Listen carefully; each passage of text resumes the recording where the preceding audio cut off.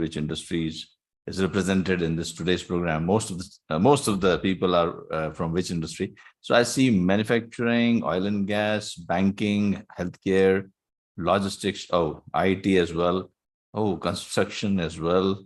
I hope some of you have seen my the construction video. Were you able to see? If you joined a little early, you would have seen how Lean and Six Sigma is applicable to construction. I also showed how Lean and Six Sigma is applicable to healthcare. I also showed how Lean and Six Sigma is applicable to manufacturing. So Lean and Six Sigma is applicable to banking, entertainment industry, airlines, hospitality sector, everywhere. So Lean and Six Sigma is applicable to all the industries, and good to see that people are from different industries. Welcome everyone. And one more poll, if you can just answer this question.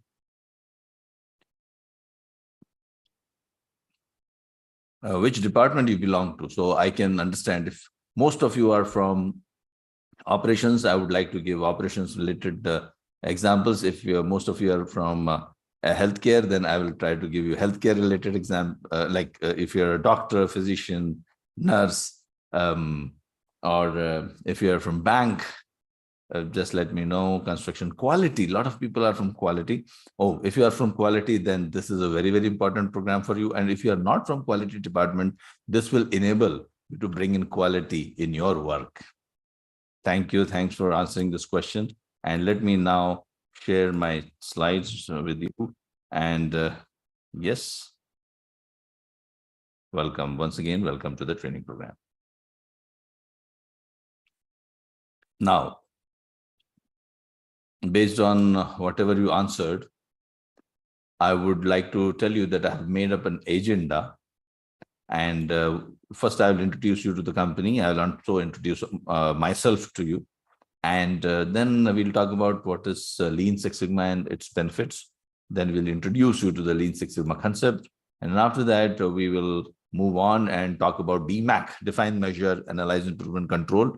DMAC methodology is used to improve any process in any industry. So if you ask me what is Six Sigma in just 2 sentences, I would say that in Lean Six Sigma, you improve processes using projects.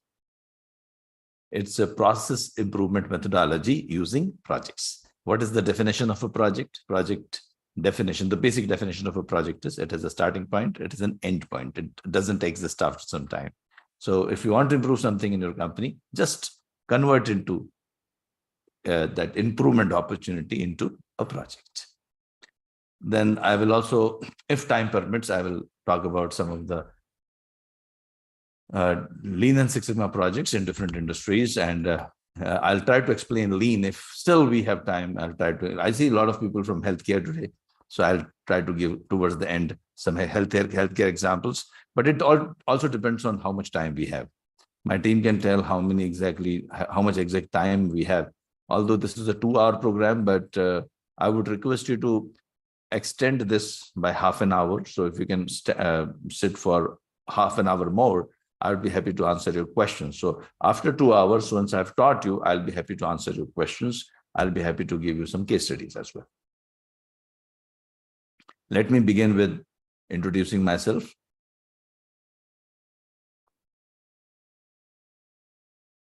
And let me give a formal welcome to everyone. By the way, I have got lots of videos you must have seen on YouTube as well. So this is a formal welcome. Hi, welcome to Anexas. Anexas has been consulting and training the professionals in the organizations around the world since 2006, and we have trained more than 150,000 people and consulted for more than 500 organizations, which includes Fortune 100 organizations too. I'm Amitabh Saxena, and I have designed this program based on my 30 years of experience while working in various industries across many domains. The whole Anexas team once again joins me in welcoming you. So once again, welcome to everyone. You'll be learning a lot of tools and techniques. The best way to learn anything is to do a project, to apply these tools and techniques, whatever we will be learning, to a real life project. So I'll be, after say 45 minutes or so, I will start doing a project. So I'll give you some background, some basic tools and techniques, and we'll be using these tools and techniques to solve a problem. So we'll imagine that we are solving a problem. Now, I see a lot of people from various domains. So we will choose a project which is from a process which is understood by everyone. Okay, just to introduce you to the organization. Now, we are actually, just last week, we celebrated exactly this on this day. Last week, we were celebrating our foundation day. So we have come, that was our 18th foundation day. We have been serving the industries for a long, long time, 150,000. In fact, now the number is more than 150,000. It must be 160, 170,000. And around the world, we have trained people. About myself, I'm a chemical engineer, MBA finance. I used to work a lot, but I was not earning money. Back to the old days, when I used to be young, 1990, I graduated and I joined a company, petrochemical company, where I was working as a commissioning and operations expert for polyethylene terephthalate plants. And then the company announced that, well, we are having some green belt certification program, and the top 10 performers will be nominated for this training program. So I thought I'm one of the top 10 performers in the organization, but unfortunately, the company did not think so. And I was not nominated to the program, but I thought maybe in the next batch I'll get nominated, but unfortunately, next batch never happened. But one thing I found, which was very good, those who attended this training program, they were able to improve the processes of the company. They were able to save a lot of money for the company. There were lots of cost-saving projects done by them. Efficiency improved, cycle times reduced, customer satisfaction in their departments improved. So I thought, this is something very good methodology, and I invested my own money, and I looked for some programs, training certification programs around the world, and I found one. I traveled to those countries, invested some good money, and after attending the trainings and certifications, and also after that, many more certifications, here I sit before you as a Lean Six Sigma Master Black Belt, data scientist, PMP, CPHQ, with 33 years of experience, consulted more than 200 organizations around the world, including 15 Fortune 100 companies. And why I'm telling you all these things? Because I think you can achieve this and much more. Yeah, of course, I've guided more than 1,000 projects in multiple domains, spoken in multiple conferences. I'll show you some photographs also, just to prove that whatever I'm saying is true. Appeared on TV shows, etc. And as I said, you can achieve much more than this. And today you'll be learning not only from my experience, but also from the students, my own students, long time ago, 20 years ago, those students who were part of my green belt and black belt training programs, they are CXOs today. So they keep telling me, they keep teaching me a lot. So I'll be even teaching you all these learnings which I've got from my own students. Well, some photographs for you, the London program, Mumbai program, Bangalore program.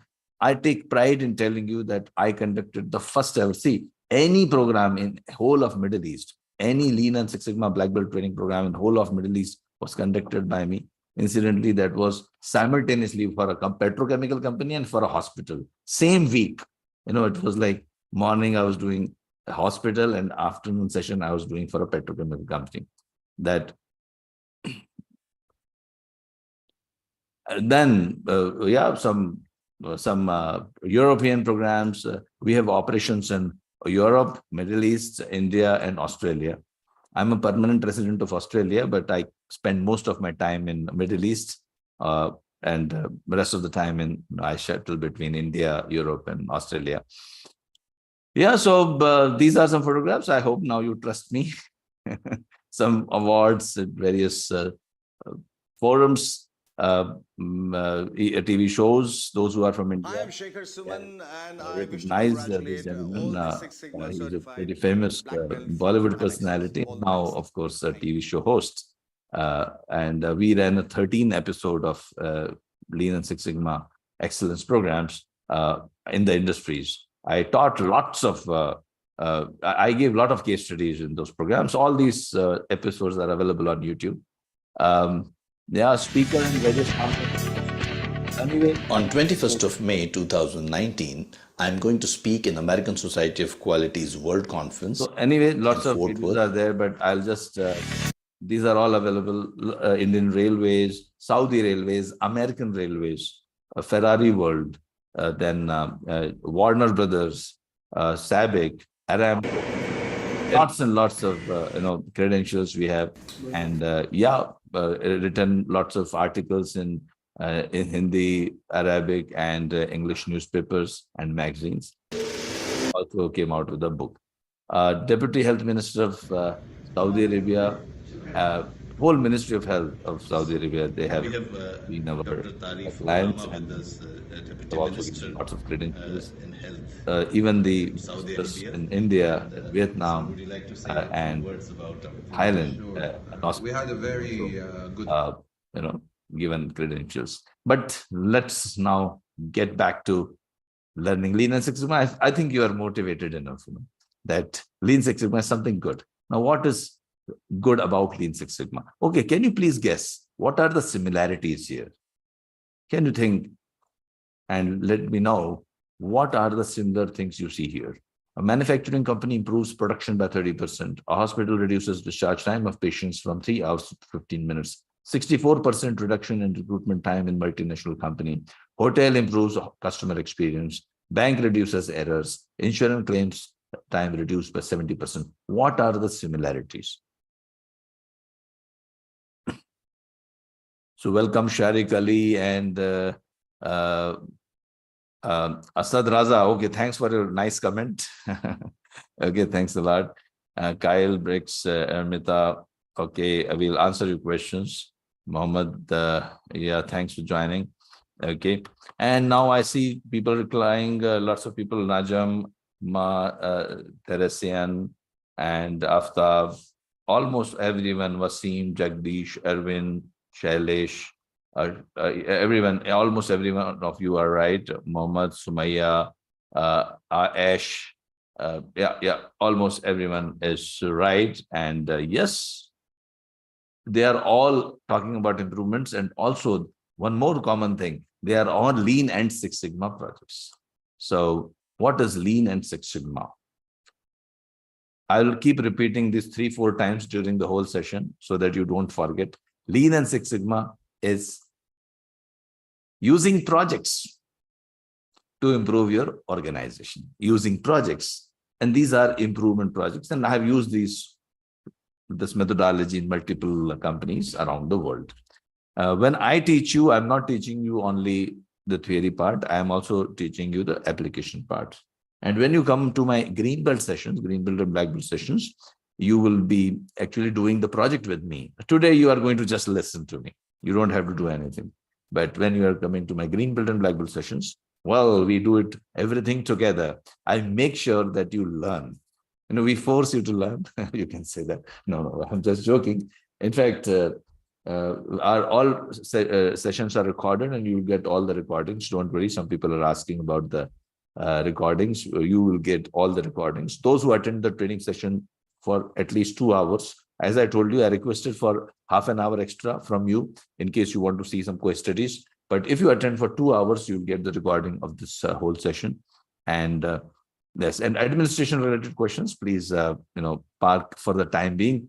My team will be able to answer regarding the certification, etc. Well, so what is Lean Six Sigma? What can Lean Six Sigma what Lean Six Sigma can do for you?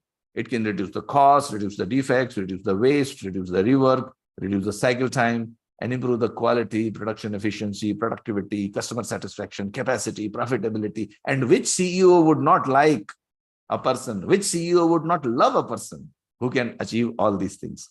So Lean and Six Sigma, green belts and black belts are liked by everyone. So you have got the power to improve almost everything in the organization using project approach. Okay. Are you interested in learning about history of Six Sigma, or directly I can jump to the learning? Sometimes history does help you. In case you are interested, I can show you. I'll use a video so that I'm quick.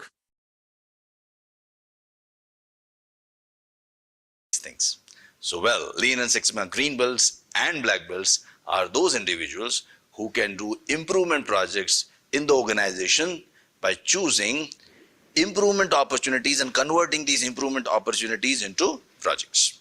It all started in Motorola when Bob Galvin, the CEO, took a challenge saying that I would like to improve everything by 5 times in the organization. And he was told about some statistical tools and techniques which Bill Smith and Michael Harry were using to improve the processes. Bob Galvin was so much impressed with what Bill Smith and Michael Harry were doing, he told them to develop a methodology which, if applied to the organizational processes, can improve the processes. So he was particularly impressed with what Bill Smith and Michael Harry were doing. They were choosing improvement projects. Now, what is the definition? As I told you, definition of a project is it has a starting point, it has an end point, it doesn't exist after some time. So Bill Smith and Michael Harry would translate the improvement opportunities in the organization to projects, and applying tools and techniques of statistics, they would find the root causes of the problem, and then after solving the root causes of the problem would impact the organizational bottom line. Both of them developed Six Sigma DMAC methodology. They started training the green belts and black belts. Green belts and black belts were the people who could fight all the quality related problems in the organizations. Six Sigma brought in a lot of benefits for Motorola, and it also won Malcolm Baldrige Award in 1988. Jack Welch of GE was so much impressed with this methodology that he told his employees that you would not be promoted if you are not a green belt. So everyone wanted to be a green belt, everyone started doing projects. Then GE started telling their vendors and suppliers that if you want to have business from GE, you need to implement Six Sigma. So vendors also started asking what is Six Sigma, and GE would say that we will send our master black belts and train you in this methodology. So in this manner, Lean Six Sigma spread out around the world, and today almost 80% of the Fortune 100 companies and many, many more companies around the world have implemented Six Sigma and Lean. Lean started in Toyota. Now, I will tell you the story. I'm not going to talk about the lean history because it will be, well, you can watch some of my videos on YouTube, and please connect with me on LinkedIn. If you are not connected with me on LinkedIn, I keep putting my videos, talking about process improvement, increasing the efficiency, reducing the costs. I keep giving those tips in the LinkedIn as well.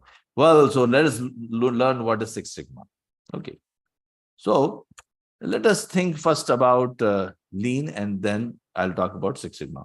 Now, suppose you ask me, in just 3 sentences, tell me what is Lean. And in 3 sentences, tell me what is Six Sigma. So what will be my answer? Now, in order to understand my answer, let me give you a background. Okay. Every process has got steps. Every process comprises of steps. Every organization has got a lot of processes, and these processes produce a product. Well, if you're getting confused with the talk, let me draw something for you. And what I would do is I'll just pull out one of the projects as well, so that I can link everything to the some project. So 1 minute, I'd like to just get my whiteboard up and running. So if I just get the whiteboard, I will, yeah. So let me share my whiteboard, and here it is.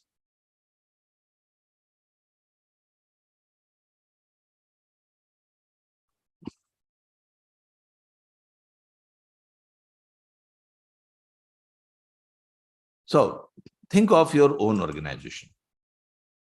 Imagine your own organization, imagine your own department, or just imagine about yourself. Whatever I'm doing or whatever I'm making here is applicable to an individual, to a department, or to a company as well. Now, if you're thinking about your organization or your department, you will always see that your organization or your department produces a product. Now, this product, let me call it as output. I'll call this as an output. So we produce an output, a series of process steps. It produces an output. This is a step 1, step 2, step 3, step 4. Yeah. And this is a process. Sorry. Was I was audible, right? Yeah. Now these inputs, there was no break, right? I thought I was got disconnected, right? Fine. Okay, great. So you get some inputs, convert into outputs through a series of steps. Okay. Now this output, these outputs could be either a product or a service. There is no third kind of output. So either you're producing a product, suppose you're manufacturing car, then you're producing a product. If you're in a hospital and you are treating a patient, then you are providing a service. So what you are doing is you are providing a product or a service to whom? To the customer, right? So I'll just represent this as a customer, and the customer will give feedback to your central team, to your strategy team, to your planning team,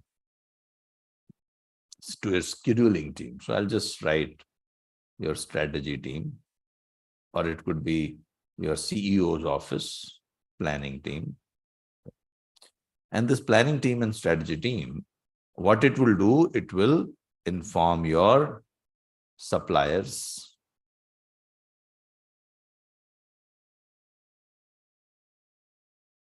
It will inform your suppliers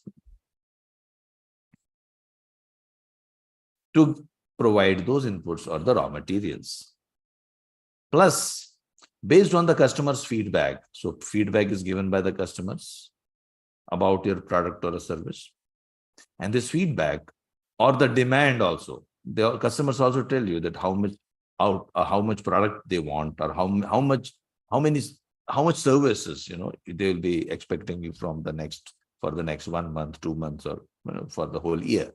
Now, based on that, you will plan, and your strategy team will inform the suppliers, and also based on the feedback of the customers, if there are some changes which need to be done in the processes, the strategy team will inform the departments. So you can say this is department A, department B, C, D. In fact, department A can have multiple process steps, but I'm right now, equating it. So you have department A, B, C, D, performing a major activity, which I have named as 1. So step number 1, step number 2, step number 3, and step number 4. In that box itself, there could be multiple steps, which we can call it as sub-processes. But for the time being, to understand the bigger picture, to having the systemic thinking or systemic view of your process, I have just informed you that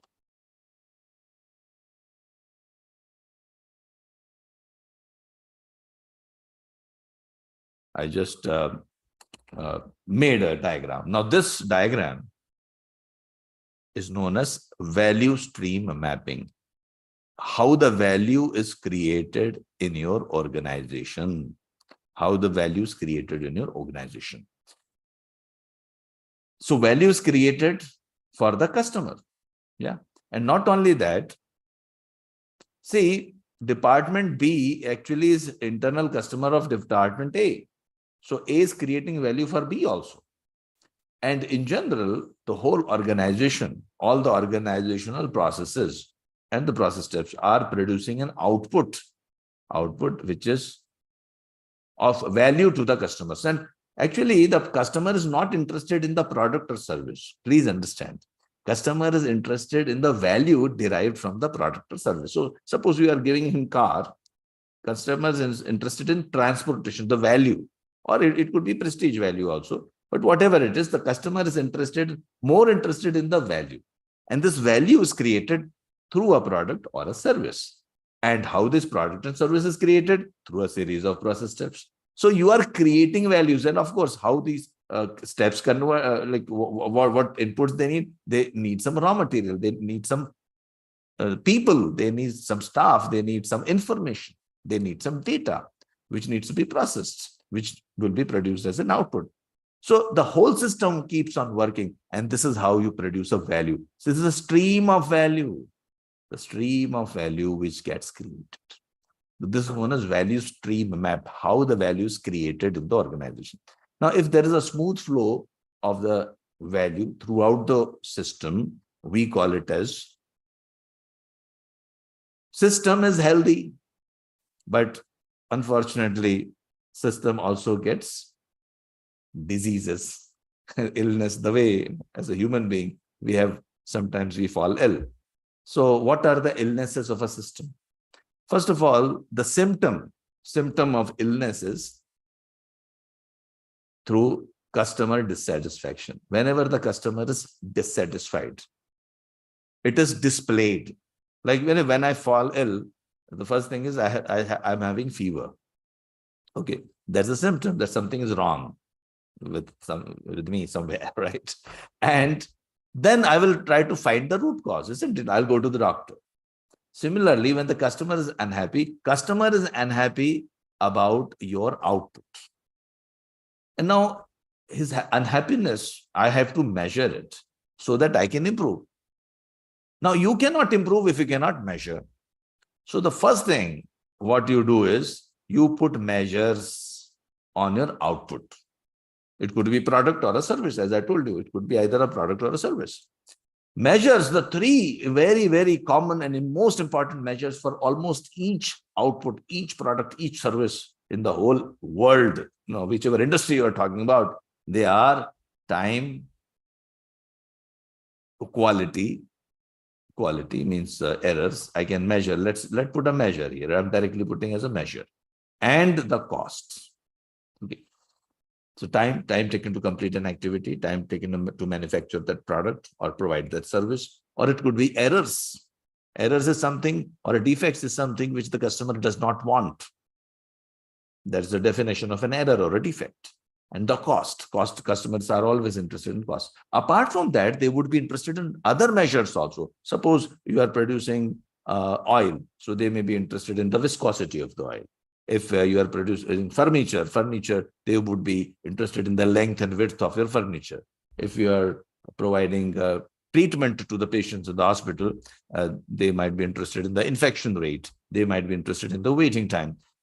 You are producing chocolates, they might be interested in the weight of the chocolate. So whatever. So I'm not writing those measures. There could be multiple measures, but these three measures are very, very common for almost all outputs. These measures are known as CTQ, critical to quality characteristics. Critical to quality characteristics. Critical to quality characteristics.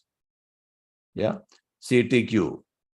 CTQ is nothing but the measure on the output, which is critical from the customer's point of view. Okay. So now, this is known as a systems map. Now, when the customer is unhappy, what is the definition of an unhappiness? What is the definition of a problem in the organization? That customer is unhappy due to one of those measures.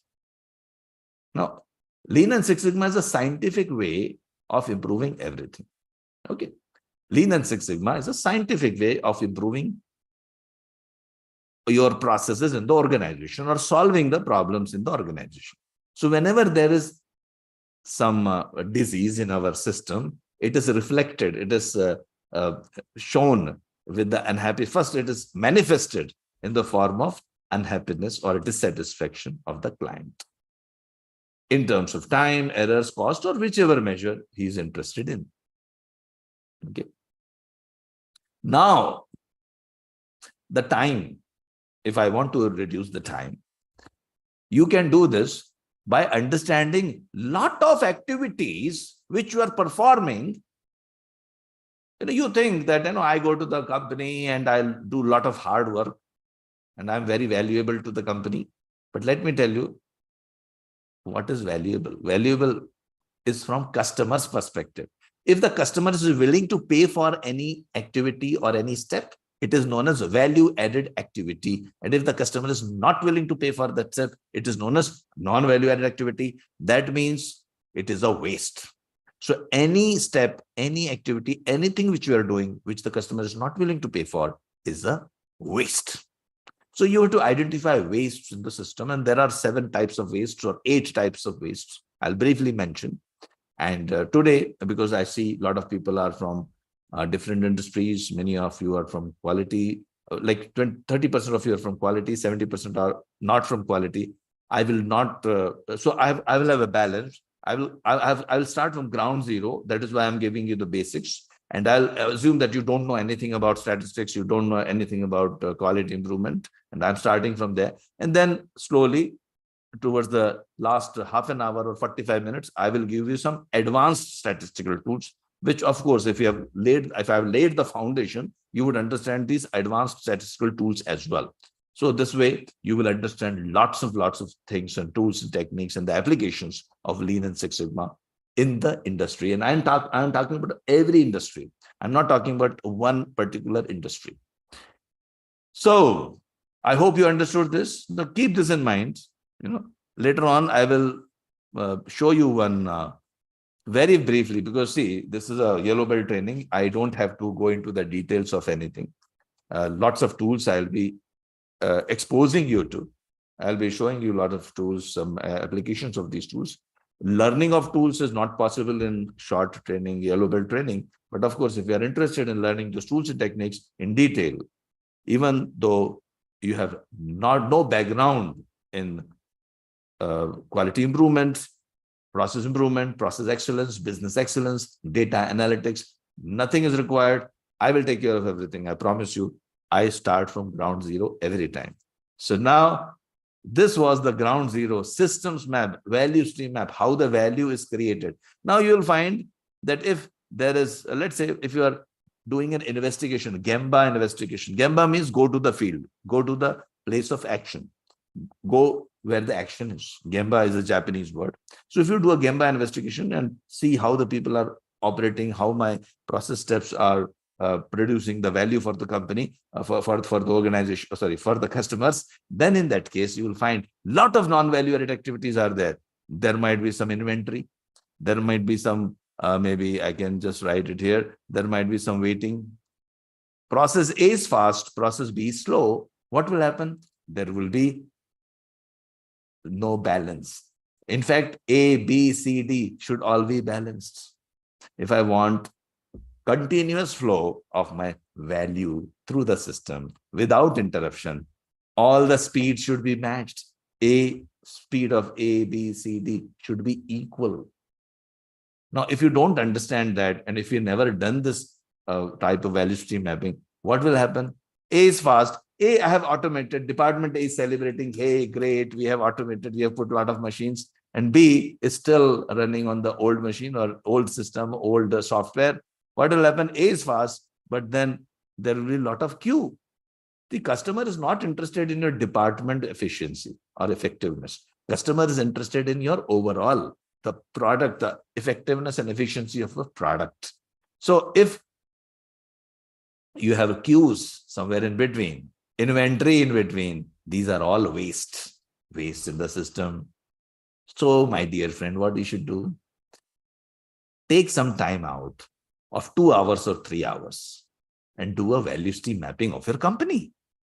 You will have a systems map. You will not have a silo approach. Silo approach means I am from this department. I am from IT department. I am happy. My IT department is prospering. I am from production department. I am producing 100 tons per day. That was my target and I am happy. My dear friend, your HR department is happy. Your IT department is happy. Your finance department is happy. Everyone is completing their jobs within the target, within their own KPIs. But unfortunately, the customer is unhappy.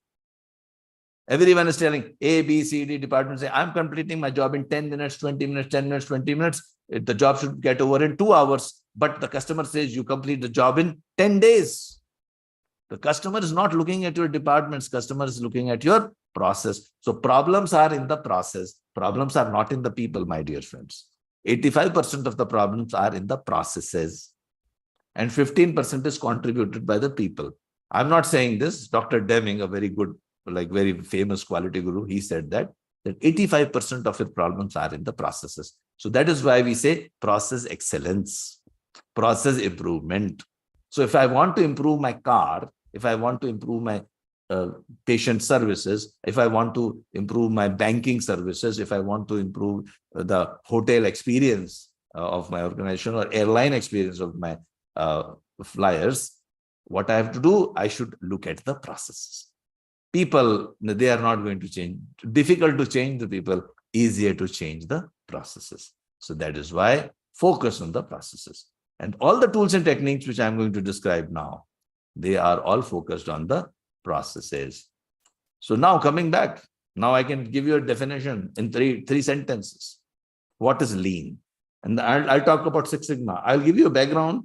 That background will be around 20-30 minutes. And I'll make you understand some basic statistics. And I'll talk about Six Sigma also. But let me now talk about lean. First, the definition of lean, then the definition of Six Sigma. Lean is map your processes. I repeat, map your processes as it is by doing a Gemba investigation. I hope before attending the session for the last 15 minutes or so, 20 minutes or so, I hope you will make sense out of these three sentences. I'm giving you the definition of lean. Lean is map the process as it is by doing Gemba investigation and identify the waste in the process. Remove the waste in the process, reduce the cycle times, and apply mistake proofing techniques to reduce the errors. Now, what is mistake proofing? It is also known as pokayoke. Pokayoke in Japanese means, sort of idiot proofing or fool proofing. Means even a foolish person cannot commit a mistake. So make a system in such a way that it is, even if someone wants to commit a mistake, he cannot commit a mistake. Yeah.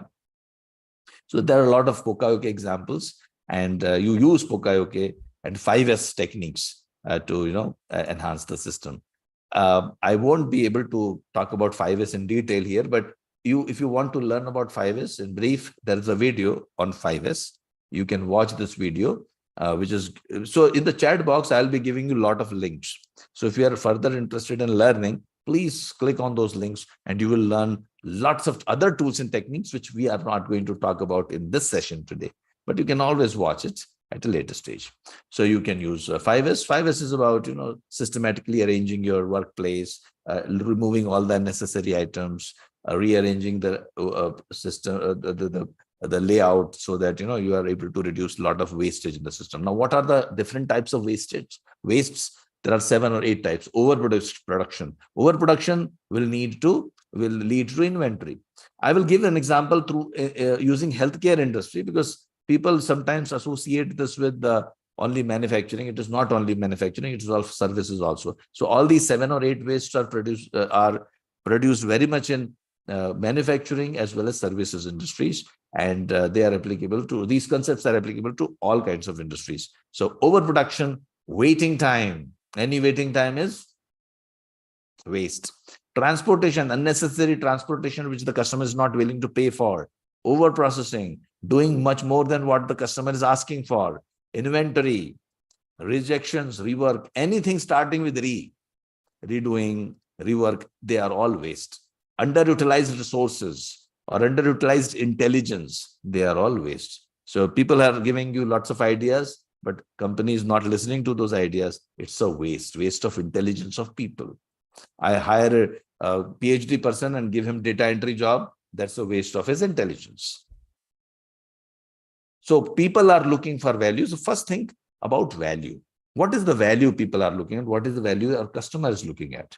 Now, if I treat you as my customer, today you are looking at a value. What is the value? Value is not in the training program or the certificate which you might receive towards the end, but value is in the knowledge. You want to enhance your capability to improve your own processes, to save money for the company, so that, of course, company can give you much more value in terms of money, right? So if you save money for the company will give you money, right? So this is how the whole world operates. So you are, what value you are looking at? Value is enhancement of knowledge. capability of understanding some tools and techniques. Now, today you will be only learning or knowing basics of the tools and techniques. You will not be able to apply. You can't start improving immediately because you have not practiced those tools.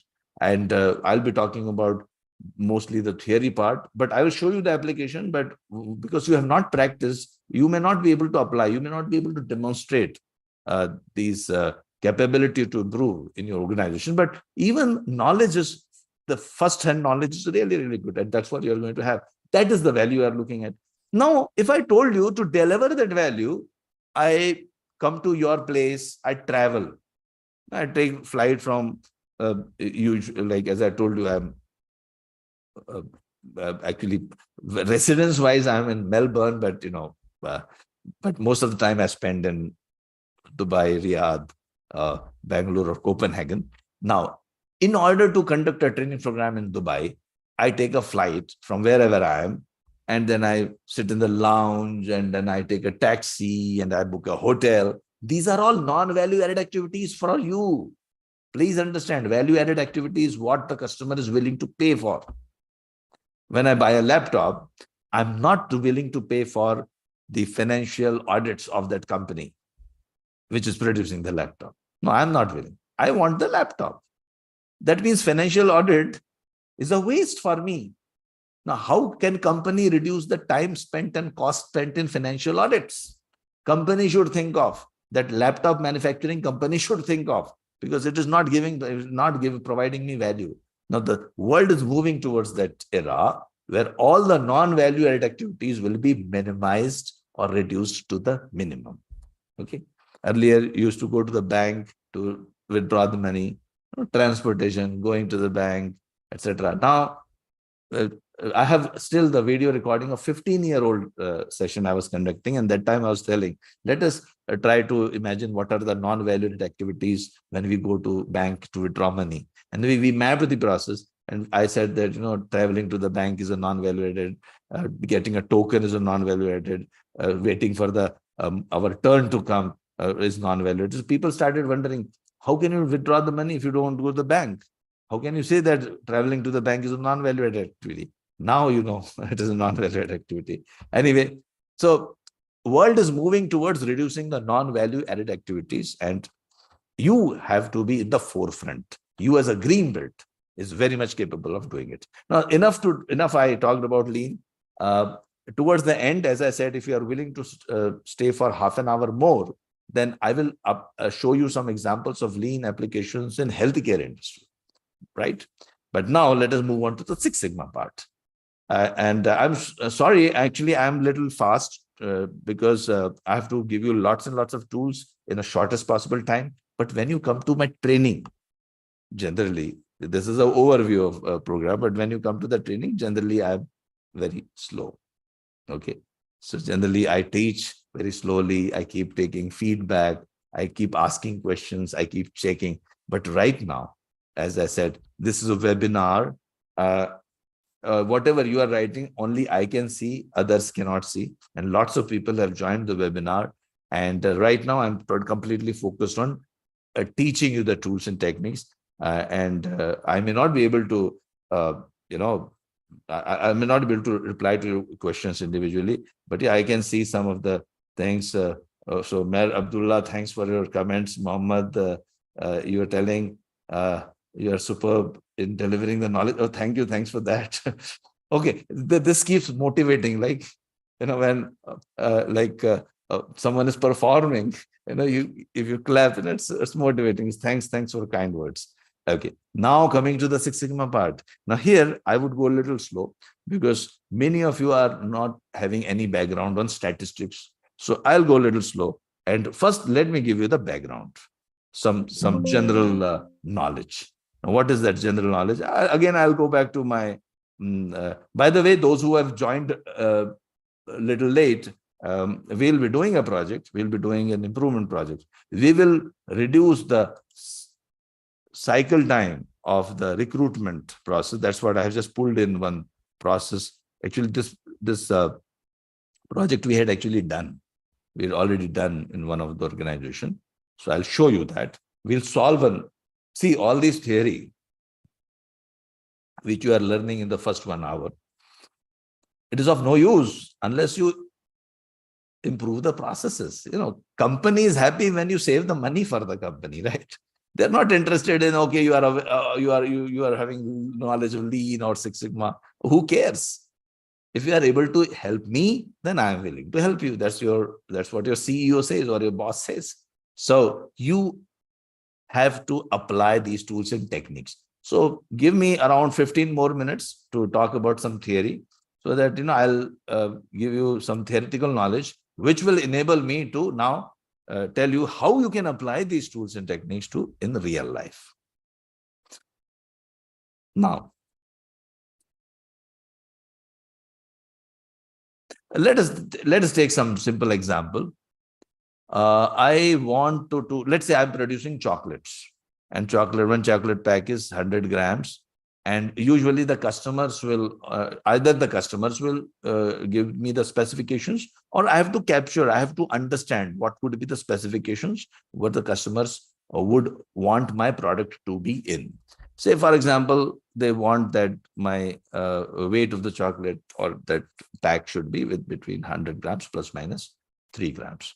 So we will say that upper specification limit is 103 grams and lower specification limit is 97 grams. I hope you understood this part. I hope you are able to understand. Upper specification limit is 103 grams and lower specification limit is 97 grams. So let me draw this. Let me draw this as some lines. Okay. This is 97 grams, and this is 103 grams. Okay. Now,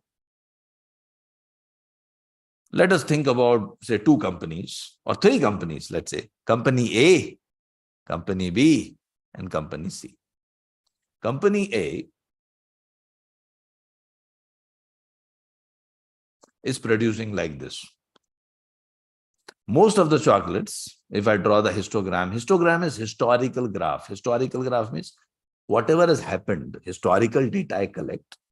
Something has been produced by the company historically, means last 1 day, 2 days, 2 weeks, or maybe 2 months. I collect some samples from there and I plot it on a frequency chart. And I say that 100 grams, almost most of my chocolates are at 100 grams. But some chocolates are going up to 100 and say 1 gram also. Some are going up to 102 also, and some are going up to 103 also. Some are going up to 104 also, 5 also. Oh, this company A. This company A, right? Company A is green company. Let me represent green color. Okay. So when I collect a small sample, just 30 samples is enough. 30 samples will give you enough information about your process. In my green belt session, this is a very popular exercise I do. I ask the people, generally in my green belt sessions, we restrict our green belt sessions to 25 people. So if we register more, then we start another batch, means we don't have more than 25 people, because always better to keep it little. Sometimes there are only 6 people also. There are some 10 people also. But and I would like our services to continue for a long time. So I would request you to register for our green belt and black belt training. Towards the end, I'll tell you how to register for the great green belts and black belt training programs. If you want to spend around 15 to 20 days with me, almost on a daily basis, 2 hours. Or some people want just a weekend training program. So I conduct Fridays, Friday training. One is a Sunday training.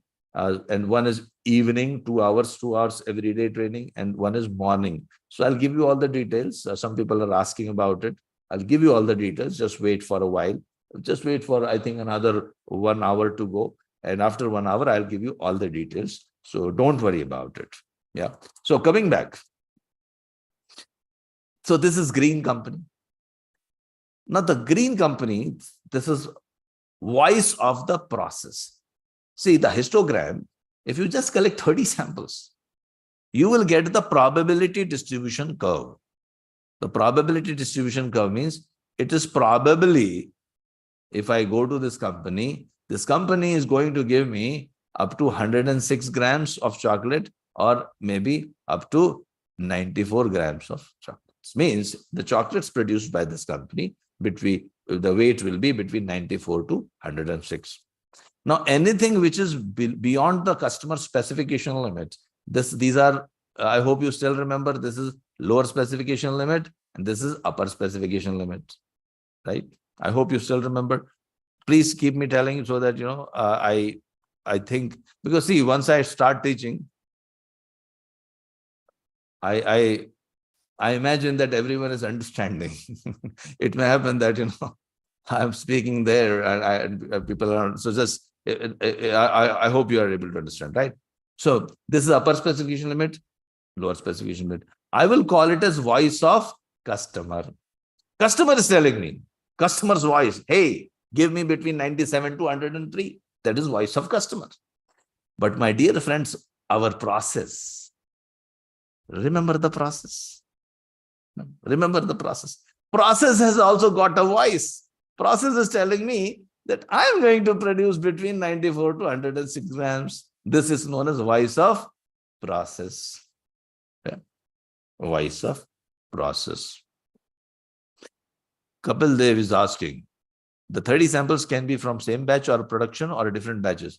It depends on what you want to make a conclusion. If you want to get I want to make a judgment from one batch, so 30 sample will be from one batch. If I want to make a conclusion about last day's production, the 30 sample can be randomly taken from one last day production. If I want to make a judgment about last 1 month production, these 30 samples will be picked up from whole month's production. I hope you got the point, right? Okay, now, this is lower specification limit. Some people are asking what is LSL and USL. Lower specification limit, upper specification limit. Okay, I'll write it down. Okay, let me not. I'm trying to save the time. So just remember that. And those who have joined late, don't worry. You can always watch this training program later on. Multiple times you can rewind it. And if you've not understood it, just watch it one more time. And I promise you, you will understand it. Just watch what I'm saying very carefully. Because sometimes, you might miss out on some words or some phrases, or sometimes, there might be a connection problem. Don't worry. This is being recorded. You will get the recording. Okay. Now focus on wherever you are, you start from there. Okay. Don't worry. Don't worry about joining late. Now, anything above or below the specification is known as defect. We call it a defect. Okay. So when the defects are created, when the voice of process is not within the voice of customers. Okay. Now let me talk about, let's say, let me take another process. Let's say purple process. Okay. Purple process. Purple process is what? If I just draw purple process here, okay. This is 97, 103, and purple process is behaving like this. Okay, most of the chocolates are almost everything. Oh, very good. Now, if I draw the probability distribution curve, I just collected 30 samples. And yeah, so I was telling about one thing, 30 samples example, which I just got deviated. So in my sessions, generally people are around 25 people. I ask everyone to give the heights, and we calculate the heights, average and standard deviation. I'll talk about standard deviation after a while.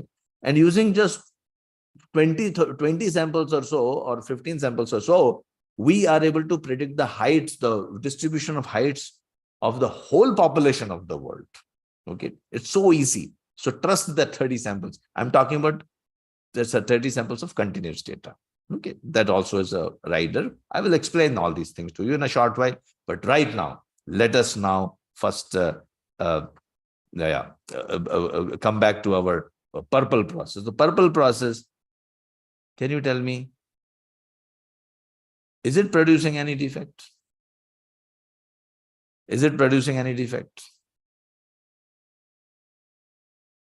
Be careful, because this actually curve never touches the x-axis. It is still producing some defects. But probability of producing defects in purple process is very low. So here, if I say I'm producing, let's say here, let's say 10% and here 10%, total 20% errors. 20% error means 20% error. In 1 million chocolates, how much it would be? I just multiplied by 1 million. Yeah. 200,000. 200,000 defective chocolates in 1 million chocolates. But here it would be maybe very less. Here 0.1% and here, let's say 0.1%. So total 0.2%, which comes to, if I just do my calculations, it will come to 20,000 defects per million opportunities. I'm not sure my calculations are correct or not. Just you can do it for me. I hope it's correct. I hope so. Yeah. So suddenly I've reduced it to 20,000 defects per million opportunities. And let's think about one more process, which is yellow process. Yellow, I don't know if I'm able to, you are able to see the yellow color here being written. I can change the color. Not to worry, I can change the color. Are you able to see the yellow color being, if you are able to see, so let me think of this yellow color. Yeah. Oh, this process. What is the probability of this process producing defects? It will be 0.001. 0.001 means 0.002 divided by 100. Yeah. Percentage I'm talking about. And this will be very, very few defects. Very, I'm not calculating, but I am not sure how much it would be, but very, very few defects, right? 20. Oh, Adnan Nazir. Oh, what a great calculator. You have, either your brain is a calculator or you have got a calculator, whatever it is. 20 defects per million opportunities. 20 defects per million opportunities. Oh, brain. Okay, he's telling brain. Okay. Congratulations. So 20 defects per million. Now, this yellow process, now if you're buying from these three companies, you will go for yellow company. Why? Because see, what may happen, see, all the three will give you, when product comes to you, they will segregate. See, this green company, what they will do, they will put in inspectors and they will sort out these chocolates and not give it to you, not send it to you. Because you're given, I want 97 to 103, right? It could be the screw diameter, screw length, or whatever. You know, I just gave an example of weight of the chocolate. This numbers could be for any characteristic, right? Any measure. Now, this company, it is highly likely to give me any defective products, but still there is a probability. See, none of your all companies, all your vendors, what they do, they have an inspection department. You know, they segregate all the defectives and they don't send it to you. And you think A is this company A, B, C, purple, yellow, and the green company, they are all same. No, they are not same. You can trust yellow company because yellow company does not have need to put inspectors. Yellow company will say, sorry, no inspection department because I am not capable of producing defects. No inspectors, the inspectors will go to production.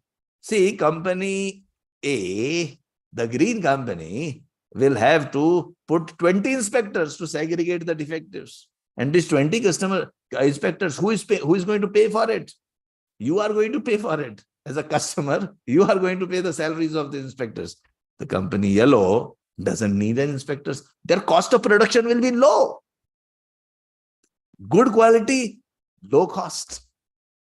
Earlier you thought good quality, oh, I have to spend more money. No, it's a reverse. Quality is free. If you improve the quality, your cost savings will be so much that whatever you spend on quality, it will come back to you. Yeah, trust me, I'm not joking. That is why good quality product companies always give you at a lesser price because of this. This inspection, checking, it's a waste. It's a waste. It is not adding any value. Checking, approval, inspection, they are considered as one of the waste in the process, the 7 wastes in the process. Now, how will you do? Now, did you notice what's happening here? In A, B, C, D company. A company, the variation is too much. B company, variation is less. And C company, variation is very, very less. In C company, the yellow company, the voice of process is this is voice of process, right? Voice of process. This voice of customer almost remains the same, right? It is very, very narrow. Such company, this company, the yellow company, will be known as Six Sigma company. I'll tell you why in a short while. But before that, let me also understand. Let me also understand. Sorry, let me also make you understand. Sorry.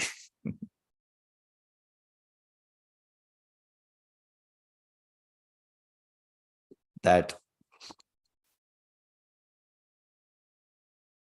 one great gentleman called Mr. Gauss, Carl Friedrich Gauss, he found one phenomena in 1900s, 18th and 19th century, that time. He lived during that time. And he found that all the repetitive processes in the world, they follow normal distribution. All the repetitive processes in the world, they follow normal distribution. Now, please understand, I told you that I'll be talking about, I'll be using some tools and techniques. Some easy tools and techniques are coming. I've just progressed to the very, very difficult tools now. And I hope you're still finding it interesting, because some people say, well, statistics is not my cup of tea. I can't deal with the data analytics. I hate data analytics. My dear friend, you may hate data analytics, but data analytics is there for you. All the processes are in numbers. The processes have a voice. You are not willing to listen to the voice of process. That is your problem. Then you can't make your customer happy. Collect the voice of process. Get 30 samples from the process. Understand how the process behaving, and how you will know unless you produce a histogram. How will you know, my dear friend, unless you produce a histogram from 30 samples? You don't have time to collect 30 samples. You're afraid of data. You're afraid of statistics. Well, no one can help you. Then forget about earning money. Then you feel happy. Why? Then you are telling, oh, I want more money, my salary, I want to increase. You will still, you get whatever you deserve. You have to learn this. And this is not difficult, because nowadays softwares are there. Nowadays softwares are there, my dear friend. I'm drawing with hands, no? It's not required. Whole world is like, in just fingertips. Learn a software. I'll show you the demonstrated software. Mostly the companies who implement Lean and Six Sigma, they use Minitab. When you join my session, I teach you the Minitab in no time. You also get Minitab. Plus, I teach you Minitab, and I'll demonstrate the Minitab also for you. But I'm now telling you the theory part, so that when you click the graph and you get the graph and you get a histogram, at least you can make a sense out of it. That is why this theory is required. Now, Mr. Gauss, coming back to Mr. Gauss. Mr. Gauss, he found what he found. Interesting phenomena. He found that every repetitive process follows normal distribution. This is known as normal distribution. Why it is known as normal distribution? Because it is normal to obtain a normal distribution. Yeah. If I take the age of all the people who are attending the seminar, it will be normally distributed. Probably age would be 35 is the average. Some people are 40, some people are 45, 25, 20, and 15. Well, this is my guess. No, 15 will not be there. Maybe I'll say 30, 25, and maybe 20. So some 20 something guys might be there interested in joining the session. What is Six Sigma? And some people above 40. It doesn't matter that no one is above 45. I'm 55. I'm also in the session. But these will be very few. This probability distribution curve will indicate that these people will be very few. Yeah. So he's found, Mr. Gauss, it is also known as Gaussian curve. He found that every repetitive process, they follow normal distribution. Okay. They follow normal distribution. So if I collect the data of my traveling time to my house every day from my office, 30 minutes I take, sometimes 32 minutes, sometimes 29 minutes, 28 minutes, 28 minutes, 36 minutes, 34 minutes, 32 minutes, etc., etc., etc. Collect 30 samples, I will get the full story of my travel time during the whole year. It will have an average. It will also have a standard deviation. It will also have a standard deviation. Now, what is standard deviation? How to calculate? In a video, I've explained the derivation of standard deviation using a very, very simple example, and you will love it. I don't know, because see, I want to teach you some good tools and techniques which you can use tomorrow. So in order to teach that, I will not be explaining the whole calculation of standard deviation, but you can watch this video, which I'll be putting here. My team will be putting here. And please watch. See, these are very valuable videos. Please do watch these videos, and strongly recommend. You will gain a lot of insights. Whatever links I'm giving, these videos will open up your mind. I can tell you that. And in this video, which is going to come up, I have explained from where the standard deviation is coming from. Okay. But for the time being, because it will take around 10-15 minutes of my time, I will just park it and just trust me. It's very easy to calculate standard deviation. So it's not a big deal. So let's say standard deviation is 5. Yeah. How to calculate? I'll show you. Okay, let me show you. This is a recruitment cycle time we had collected from a company. 15 samples we have done. If I just click on mini tab and ask, can you please make a histogram? It give me the average and standard deviation. It gives average is 50 days. Recruitment takes 50 days, and standard deviation is 5 minutes, approximately 4.7 is 5 minutes. Very easy. Easily you'll get. You don't have to really, spend time and effort in thinking too much. But yeah, I always believe in teaching the fundamentals and basics.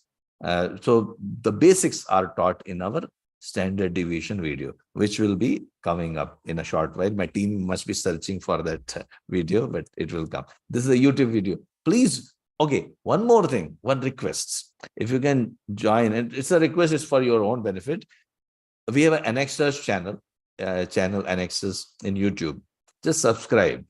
You will get access to a great repository of lots of statistical tools and techniques, very well explained. And the reason I'm conducting this training program is just to tell you, because there are so many organizations, who conduct these sessions.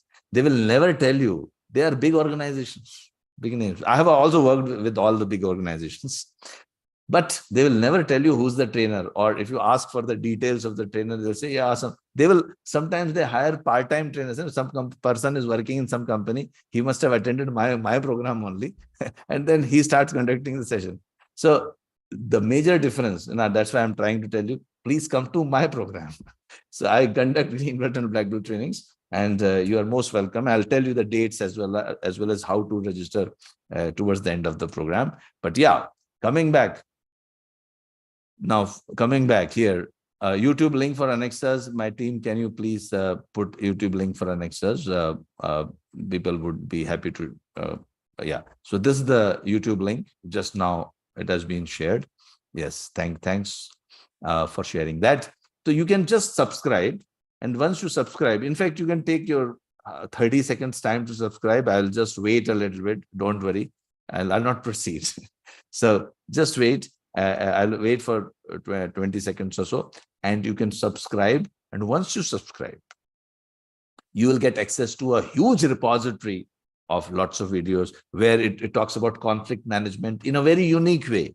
See, we believe in teaching practicals. Now, how to, not theory. So you'll love those videos. I'm sure about it.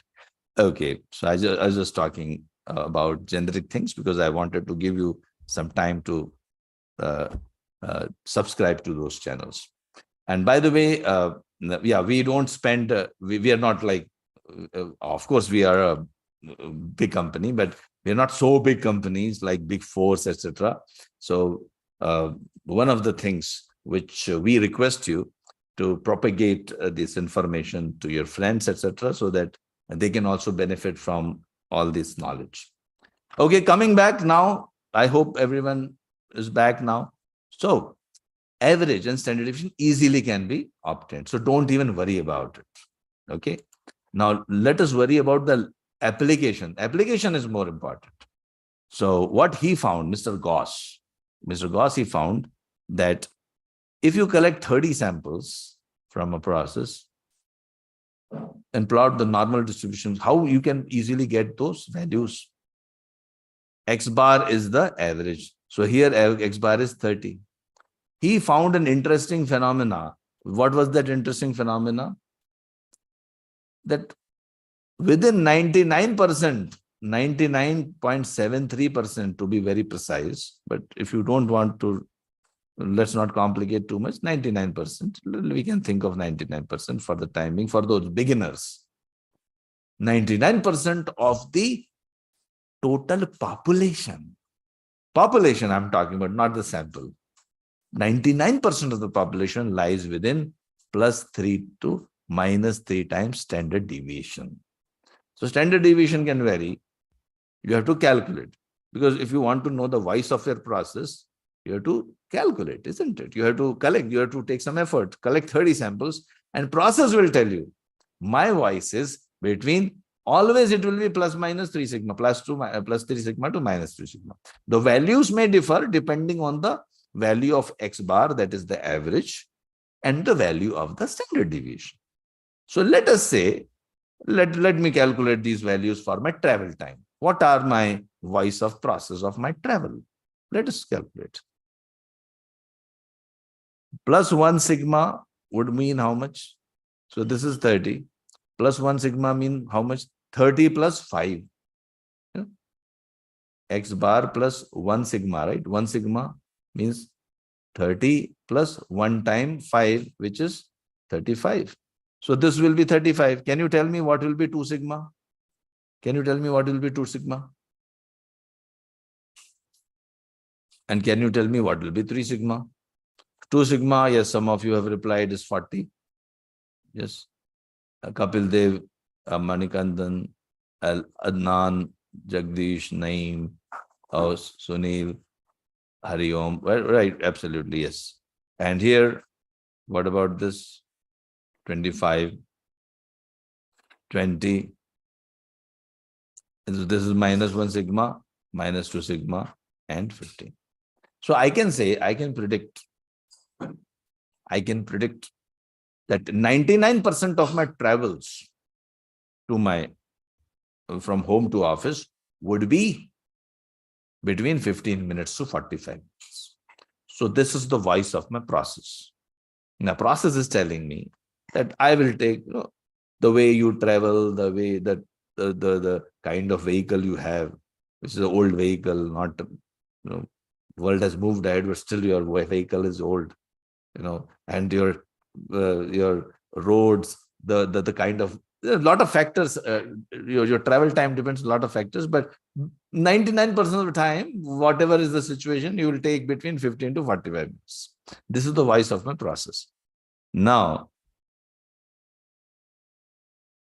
these are this +-3 sigma limits. The voice of process has got a new name, the limits of the process, known as lower control limit and upper control limit.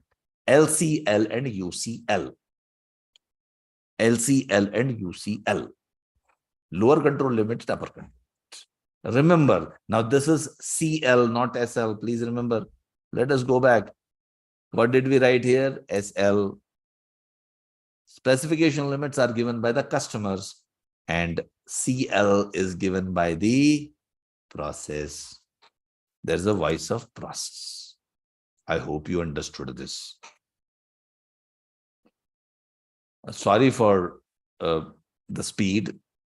Sometimes people might think that I'm too fast, but I want to give you more knowledge. That is why I'm being a little fast. But in the videos, you will find other videos, links I have sent. I'm very slow, very slowly, because I have got 8 hours with me. The whole green belt, I've got 50 hours with me. Black belt, I've got lots of hours with me. So there I'm relaxed. But right now, I have got now only 45 minutes left for teaching you showing you the projects.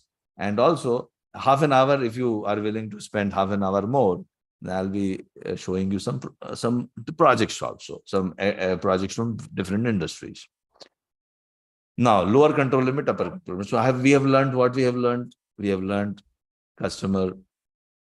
We have learned that customer gives a specification, and our process has also got a voice, which is known as voice of process. The limits of the voice of process are known as control limits, and limits of the limits of the set by the customers are known as specification limits. I hope you are with me up to here. Now, let us go back where we started. Okay. So what is Six Sigma? Oh, let me explain here only. I've drawn some pictures.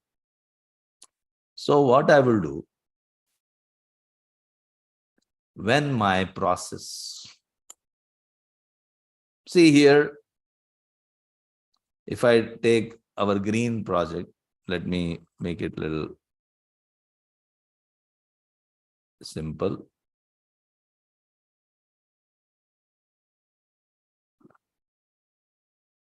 Yeah. Now, for this process, probably green process, average is 100, standard deviation is 2. So I can predict what is the process like. Average is 100. One standard deviation is 102. One standard, 2. Standard deviation is 2, right? 2 standard deviation will be 104. And 3 standard deviation will be 106. I hope you're getting it. This will be 98. This will be 96. And this will be 94. I hope.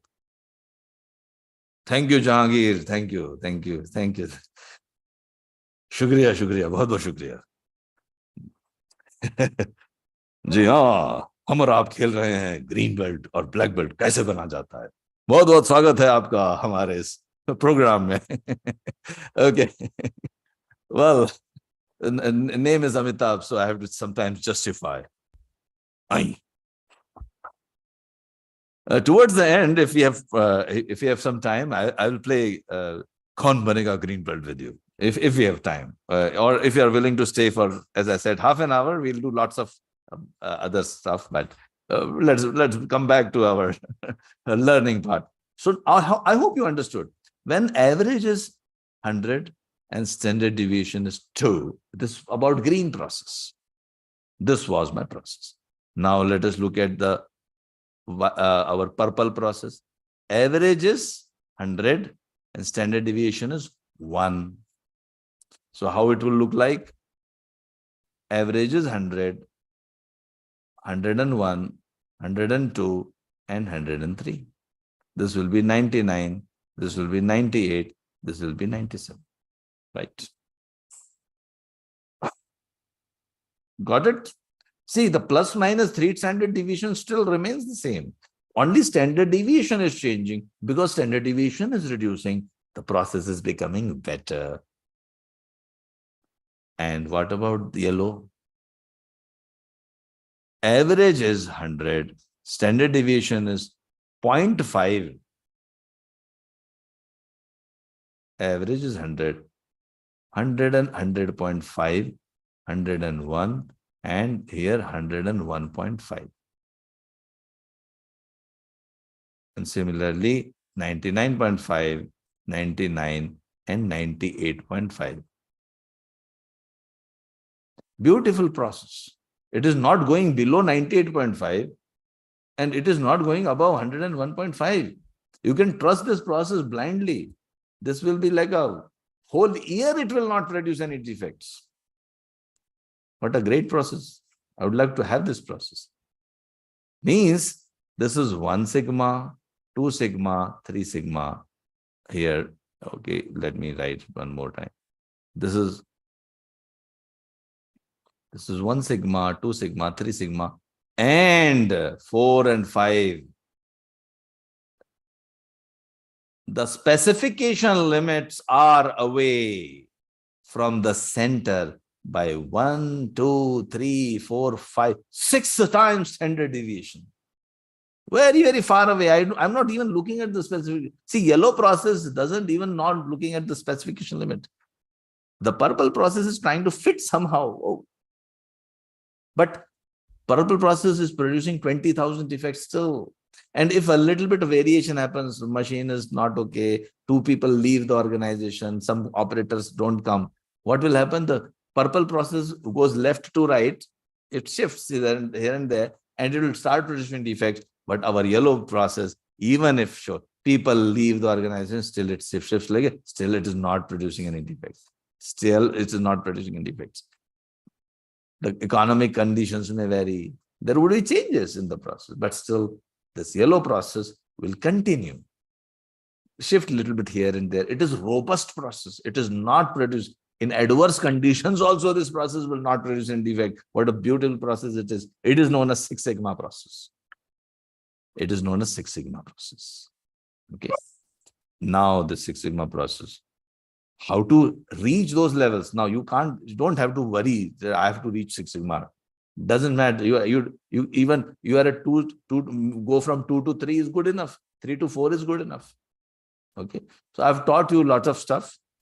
Now let me talk the last theoretical part. Now this will help me when I show you a project. It will be very easy for you to understand the whole concept. So I hope you have understood the lower control limit and upper control limit. Yeah. LCL and UCL. Now, if I just plot this lower control limit and upper control limit, yeah, lower and upper control limit on a graph, I'm talking about control limit, okay, not the specification limit. Let's go back to my example here, LCL and UCL. Okay, lower control limit and upper control limit. What is lower control limit? 15, upper control limit 45. Okay, great.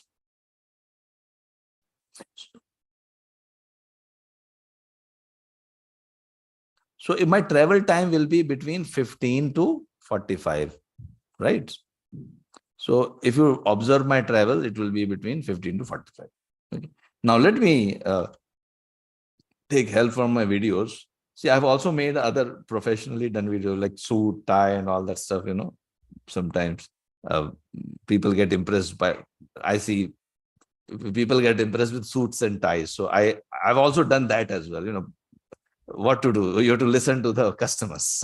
Sometimes customers want that. So I've got some videos. So what I will do, I will play those videos and this explains, that will save my time because I'll not talk, the videos, you know, it's very, very specific. So I'll just play this video which explains the control chart concept. Okay.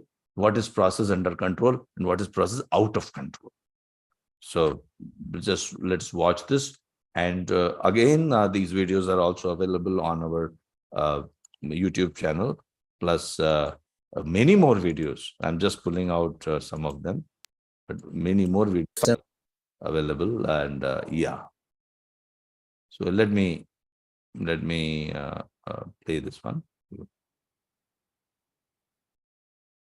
Time from my home to office every day, and I find that on an average I'm taking 30 minutes and standard deviation is 5 minutes, and we know how to calculate the standard deviation and how to calculate the average. Now if I plot the data on a histogram, minus sigma limits, that will be 15 minutes, and upper control limit would be 45 minutes, that is plus 3 times the standard deviation. So lower control limit being 15 and upper control limit being 45, I can say that my travel time is going to vary between 15 to 45 minutes. So you can expect me to travel to my office every day between 15 to 45 minutes. If someone asks me why this variation between 15 to 45 minutes is there, I can tell him that it is due to common cause variation. What is common cause variation? I can say that the variation between 15 to 45 minutes is due to lots of factors. These factors can be the traffic on the road, the weather, the car I use, my mood, or it can also depend on at what time I start from my home. So a lot of factors, which we can call it as X factors, are affecting the travel time, which is the Y here. Just to tell you that whatever we are improving, what are the measures which are interested, we call it as Y. Y is the output. So remember that output, I told you about output, we can have a name. We can name those output as the Y. So whatever measures I'm interested in, whatever the customer is interested in, customer is interested in time, whatever, whatever measure which he's interested in, we can call it as Y. And the measures of the processes and the inputs, we call it as X factors. And in a short while, I'll also tell you how to measure anything. In a short while, I'll talk about it. But let us first understand what do you mean? What do you mean by process under control and out of control, right? So up to here, I think you are with me. Yeah. That these are lots of X factors. My boss asks me why you are taking sometimes 25 minutes and 30 minutes. So my answer would be, it is due to common causes. I cannot assign any specific cause to it. I will not start like to find a cause where there is no cause. It's a common cause. All the causes are acting on my system and producing this variation. So I can make the statement that the variation between 15 minutes to 45 minutes is due to the common causes. Means all the causes are acting on my system and producing this variation. This is known as voice of process, as if my process is telling, my traveling process is telling that I will take between 15 minutes to 45 minutes. Now, if I take 60 minutes to travel to my office, then same question is asked to me, that why did I take 60 minutes? Then my answer won't be that all the causes are acting on my system and producing this variation of 60 minutes. I might be able to point out a cause. We call it a special cause. So I may say that I took 60 minutes because maybe today there was too much traffic on the road, or it can be any factor. So when I go out of control limits, I can specify a special cause, and we call this variation as a special cause variation. So we have two types of variation: common cause variation and special cause variation. Common cause variation is part of the process, part of the natural variation of the process, and special cause variation is assignable variation. I can assign a cause to that particular event. Now, please understand, there are two types of variation in our processes. One is within the control limits. When it is within the control limits, we say process is under control. It doesn't mean that customer is happy with the process. Please remember, process under control doesn't mean, like say for example, my chocolate produce. You see, all the processes are in control here. The purple process is also producing all the chocolates within its own control limits. The green process is also producing the chocolates within their own control limits. So they are stable. They are under control. But they are not, that doesn't mean that customer is happy. Customer will always be happy if you are under control. First of all, you are stable and your control limits are also within the specification limit. So both conditions need to be satisfied to make the customer happy. So here, I'm trying to tell you that the control limits just decide whether the process is under control or not. So again, if I just go back, here there is some special cause, means I should take an action. I should investigate what happened. What exactly happened? I should take an immediate action there. I should hold a meeting. I should, whatever action, as a process owner, you must be knowing, as an operations manager, you know what needs to be done. Or if it goes down, let's say this is production. Let's say this is production. Production, it goes down below 15 tons per day. Then you should investigate. But suppose the production is varying between 15 to 45. This is your natural variation. Yeah, it doesn't mean you should not worry about it. We will come to that. But it's not like sales process. $15,000 to $45,000 per week of sales. Sometimes you may feel, wow, my sales was 41,000, very good. You throw a party in the cafeteria, feel very happy. Next week it goes to let's say 39, and then you start finding reason. You start next week it goes to say 25, and then you start finding what went wrong. Sometimes the boss who threw the party in the cafeteria at the highest sales, when sales were achieved, he starts thinking, I should have not thrown the party, or maybe party has backfired, means recognition has backfired. Maybe people are not relaxing after the party. And then he finds one motivational speaker. He gets a motivational speaker somewhere, and he tells the team, hey, guys are brilliant. You are capable of achieving everything in life, and you can go for it. You can make it. You are born to win, etc. And after this lecture, the next week sales go to, let us say, 38. So people are happy this speaker made the difference. But unfortunately, none of them is true. A green belt will say, the process is under control. My dear friend, even if you don't do anything, the process will continue to operate day after day, week after week, year after week, like this only. It will operate like this. But if you want to operate this process in different control limits, let's say if I'm talking about sales, boss wants 50,000 sales. That is his lower specification limit. 50 is the lowest. You should be above 50. So this process of sales is within the control, but actually customer is not happy. Customer will be happy if you change the control limits of the process so that they fit within the specification limit. Similarly, if this was a production, boss wants 50 tons per day of production. So if you don't do something special to the process, it will continue to produce 15 to 45 tons year after year. But most of us are lost in this variation. Hey, 38, very good, very good. Go down, oh, 25, let us take some action. Oh, 40, very good, very good. No. Just relax. A statistician relaxes. He says, well, my control limits are 15 to 45. Let's imagine, in a production room or operations room. Sir, today the production is 44. Okay. It has dropped down to 38. Okay. Sir, it has dropped down to 25. Well, it may go up to 15 also. Oh, yes, sir, it has gone to 18. Okay. Sir, it has increased. Wow, 36. Wow, sir. Nothing. It will go to 36. Tomorrow it will go to 25. It will go to 40. Then it will go to this. I can predict. You can predict. As a statistician, you can predict. Right? But you will be happy when it crosses the limits, control limits. Means 99% of the time you are likely to operate within 15 to 45, and you went to 50. Wow, something special has happened, because probability of going to crossing 45 was just 1%. You have done something special. Now I am happy. And to do something special, it will not happen just like that. You have to do DMAC project.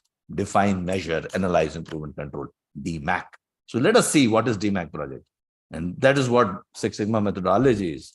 Let us try to do a project. Now, who are doing these projects? Generally, the green belts and black belts. They do the projects. So you have yellow belt, green belt, black belt, and master black belt. Yellow belts are the people like you who know the basics. Now you know the basics, and you know what is basics of Six Sigma, etc. But you can't do a project. You know that something, it is something good, but you don't have the capability to do the project. So those who have developed the capability, the green belts and black belts, they have this capability. They have the understanding. They have done a dummy project in the classroom. I will show you a dummy project now. We'll do it together now. But those who have learn the tools and techniques, they are green belts. The black belts have learned some more statistical tools and techniques. Green belt generally do a project in 3 months duration. Within 3 months, they will do a complete project. In black belt, they do a project 6 months. Probably their projects are a little complicated, and they have to use some high-end statistical tools. So green belts and black belts. And the master black belts are like me, who teach, who guide, who are responsible for process improvement in the whole organization. And you don't have to become a 55-year-old to become a master black belt like me. A 25-year-old also can become a master black belt. So there is nothing to do with the age. Yeah, everyone can become a master black belt. This is to do with the learning. So around green belt, then after black belt, and after master black belt, you can become a consultant. You can become a trainer, you can become a consultant, and the whole journey you can walk with me. And we promote lots of master black belts now. They are conducting training programs around the world, and you can even associate with us, and you can run your we can provide the certification, you conduct the trainings. So we help you to achieve all these things. Well, so let's do a DMAC project now. So let's imagine that DMAC means define, measure, analyze, improvement, control. The define phase, we will be learning one tool called SIPOC, and we'll write a project charter. In the measure phase, we'll learn about types of data. Normal distribution, I've already told about it. Control chart also I have told about you. I'll show the application. Then analyze phase, how to analyze the root causes. We will learn cause and effect diagram and Pareto. I'll show you a box plot and scatter plot demonstration. And we'll also learn about a little bit of process mapping very briefly. Then in the improve phase, you have to brainstorm on the solutions. When in the analyze phase, you will find the root cause of the problem. So once you found the root cause in the analyze phase, you will improve. So in the define phase, you define the problem statement. In the measure phase, you collect the data, how you are performing, what are the control limits, what are the specification limits, how many defects you are producing. And then in the analyze phase, you'll know why you are producing these defects, why the customer is not happy, what is the root cause. And once you do that, then of course you go to the improve phase. In the improve phase, you do the brainstorming and lots of other tools. Today I'll just show you brainstorming part. One more very good tool is called FMEA, failure modes and effects analysis. In fact, this FMEA you can apply to your organization's processes on Monday or Sunday. If you're working on Sunday or Monday, you can do that. I'll give you that link because it is not part of the yellow belt session. But please, again, I have given you 3-4 links. Please watch those videos at a later stage. And this one, which I'm giving you, is very, very useful. Very, very useful. FMEA. Please watch this FMEA. FM, failure modes and effects analysis. FMEA is like a very, very powerful tool. You imagine how you will fail, and then you take a proactive action, preventive action, and you don't fail. First used by Apollo mission. So that is not part of yellow belt, but I'm recommending you watch that, and I have given you the link also. So now we will be learning these tools, and let us start doing a project. So this is a company, and I did this project actually. Why it is showing, I'm not sure why it is not, it's hiding my, but anyway, lower, it's all written, the company's name, etc. But I'll rather not name the company. This was done around 12 years ago, this project. And this company wants to reduce the recruitment cycle time of engineers. Okay. So define, measure, analyze, improve, control. In the define phase, first we form the team. What is the team? First, we believe the problem is not in the problems is not in the people, problem is in the process. So first we have to identify which process we are talking about. So project is to reduce the recruitment cycle time of our engineers, but what process we are talking about? Recruitment process. The head of the department is known as the champion or the sponsor. So HR director, generally we write the name of the people, but I have removed the There were photographs and names also, but I have removed them because without their permission. This is a French company, and without their permission, and generally we will not be able to show the photographs and names. But generally you write the name of the sponsor or the champion, the head of the department. Process owner, recruitment manager, the person in whose process you are doing the project, the manager of the process, he is known as the process owner. Then a master black belt and the green belts who are going to do the project. The first thing, because you want to have a process approach, you pull out. Remember this diagram, which we did in the beginning. I pull out S for suppliers, I for inputs, P for process, O for output, C for customers. SIPOC. So what I do, I make a SIPOC of only recruitment process. So only recruitment process, I have made a SIPOC. So here what I'm doing, customer. And when you make a SIPOC, you generally start from right to left. So you make customers. Customers are your departments. Output is the recruited employee. Process, basic steps, 4 or 5 steps. Don't go into the details in the define phase. Basic 4 or 5 steps. What are the inputs? The measure on the output, that is the Y. Here is the recruitment time. This we call it as the CTQ. Measure on the output. Remember, what is the definition of a problem? Definition of a problem is customers have an issue about a measure on the output. So here, recruitment time is that measure. Now, that is the symptom of the problem. But real problem lies here. Measures on the process. What will be the measure of process? Time taken to shortlist the resume, time taken to develop the mobilized plan, or IT system is working or not working, speed of the IT system, job description is available or not available, availability of the job descriptions, CV's availability, budget availability, approval or not approval. These are all inputs. We call all these measures, inputs and process, as X factors. We say Y is function of X. Means Y depends on X. Don't worry about output. Don't worry about the result. Focus on inputs and processes. Results will be delivered by the system. If you worry about the result, you'll just get stressed out. Oh, my production should be high, my production should be high. Nothing will happen. You just work on machines, the inputs, the maintenance, the skills. That is in your hands. The production output is not in your hand. The result is never in your hand. What is in your hand is the X factors, the causes. So first we start with the SIPOC, and then after that, we start measuring. Now, please understand, everything can be measured. Don't say that, I can't measure something. There are 2 types of data. First of all, rules are, if you can't improve, you can't improve if you cannot measure. And the second rule is you can measure everything.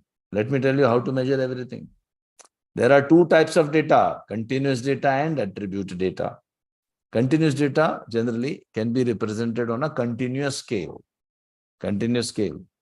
Like, goes from -infinity to +infinity. Any number on that, let's say for my age is 55 years. 50.5, let's say, to be very honest, is 54.9 years. Because 2nd September is my birthday. So like almost 1 month to go, right? So 54.9 years.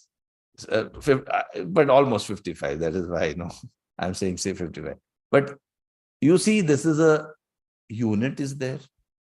Unit is there. And decimal point. The possibility of a decimal point is also. But what is attribute data? Attribute data is that data which we feel that we can't, measure. Like for example, happiness. I cannot measure happiness. I cannot measure satisfaction. I cannot measure, pain. I cannot do so many things.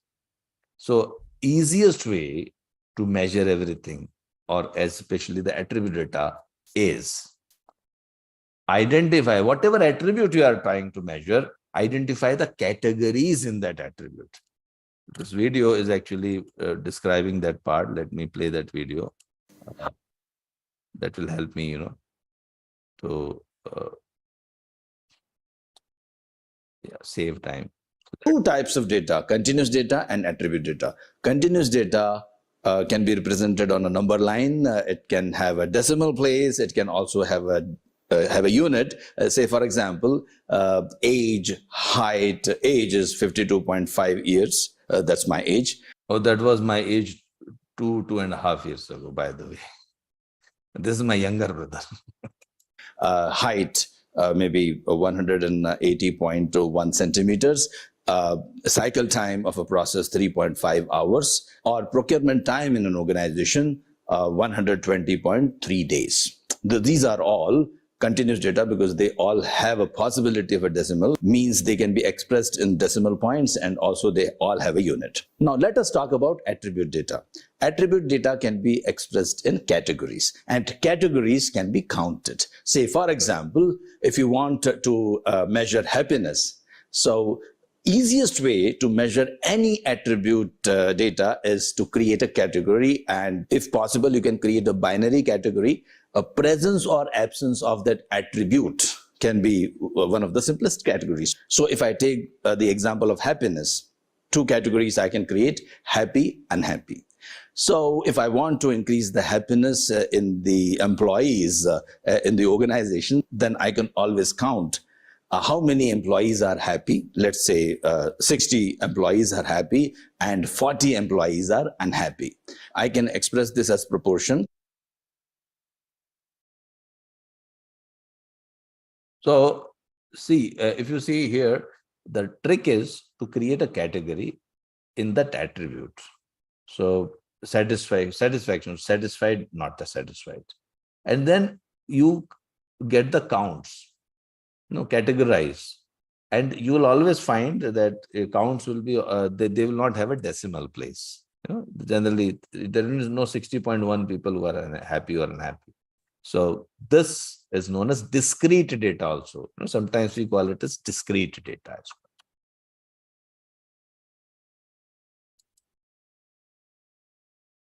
well. That means proportion of happy employees in my organization is 0.6 and proportion of unhappy employees is 0.4. And it can also be expressed as percentage. Now this proportion or percentage, they don't have a unit. And a count like 60 employees, I can't have 60.1 employees who are happy. So the count will not have any decimal. Okay, so I hope you understood this part. So when you are actually talking about category like attribute data, the best way to represent attribute data is by proportion. What is proportion? It is a portion. Proportion means portion in one. So let's say this is a circle and this is one. Circle is one. So what portion belongs to happy category? 0.6. And unhappy category 0.4. And sometimes people are habitual of percentage also. So that means the circle you have to imagine as 100. If the 100, how much belongs to happy? 60. How much belongs to unhappy? 40. So in this way you can do. So here, if I were to express this percentage, it would have been like this. But see, now I'm able to improve happiness of my employees of my organization. So today I am at 0.6 proportion of happiness, or in a way 60% happy people. I will take up an improvement project and make it 80% in next 3 months. So my green belt project would be to increase the happiness of my employees from 60% to 80%. But if I don't measure, and if I try to increase the happiness of my employees, it's not going to work. Next year also I'll be thinking about the same project. So every year you try, I want to increase the happiness. But how? Unless you convert into a measure and take up an improvement project, nothing is going to work out. So do the project, and that is what Lean Six Sigma says. So once you have understood this attribute and continuous data, you will also understand how to apply which tool to when. So I'll come to that, but let us finish the define phase first. Define phase, we also write a problem statement and a goal statement. And problem statement generally will tell you what is the problem without assigning a reason and without blaming anyone. Just write the problem. So that it is taking 50 days to recruit employees. And in the goal statement, what you will do, you will write where you want to reach. So I want to reduce 50 days to 30 days, and also a SMART goal statement: specific, measurable, achievable, relevant, and time bound. So I want to reach from 50 days to 30 days by July 2011. That's what has been mentioned. And if I am able to do in various ways, I'll be able to save some good money for the organization, because these recruited engineers will start working. And now it is delayed by 20 days, 20, 30 days. I cannot bill the client for them. And obviously, I'm losing out my money. So that is why every project is saving money. So generally, in the defined phase, you write a project charter where you also mention what are the cost savings, how the company is going to benefit. Once you do that, we complete our defined phase. In the measure phase, we not only collect the data on the Y, but also collect the data on the X factors. So both data measure phase, measure has to be done for both, not only Y, but also the X factors. Why? Because Y is function of X. Y is just the symptom that something is wrong with your process. But the real problem is in the X factors. When I go to the doctor and say, I am having fever, doctor just first measures the symptom. And he measures the symptom here. It's like he say, well, you're, you have a fever of 38 degrees Celsius. Yeah. But he doesn't try to reduce my, he doesn't try to reduce the, my temperature only. Like he doesn't tell me that sit in the refrigerator. I've designed a very special refrigerator for you, and sit in the refrigerator and, your temperature will reduce. So he doesn't say like that. What he tells me is that, well, let me find the X factor. Let me find the root cause.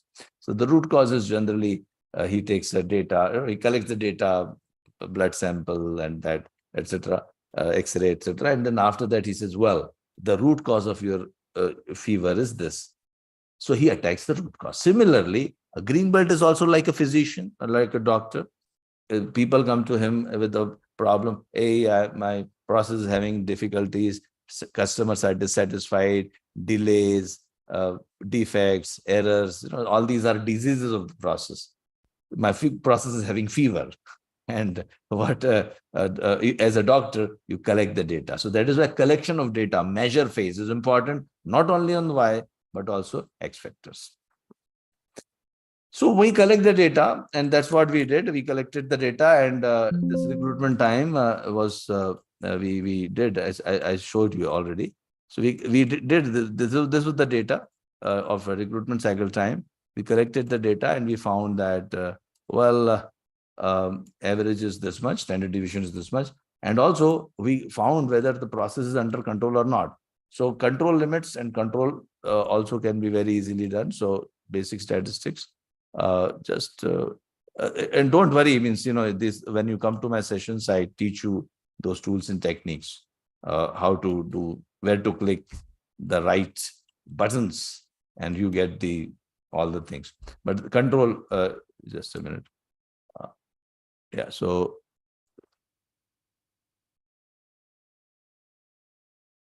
yeah, so I'll just do a control chart for you.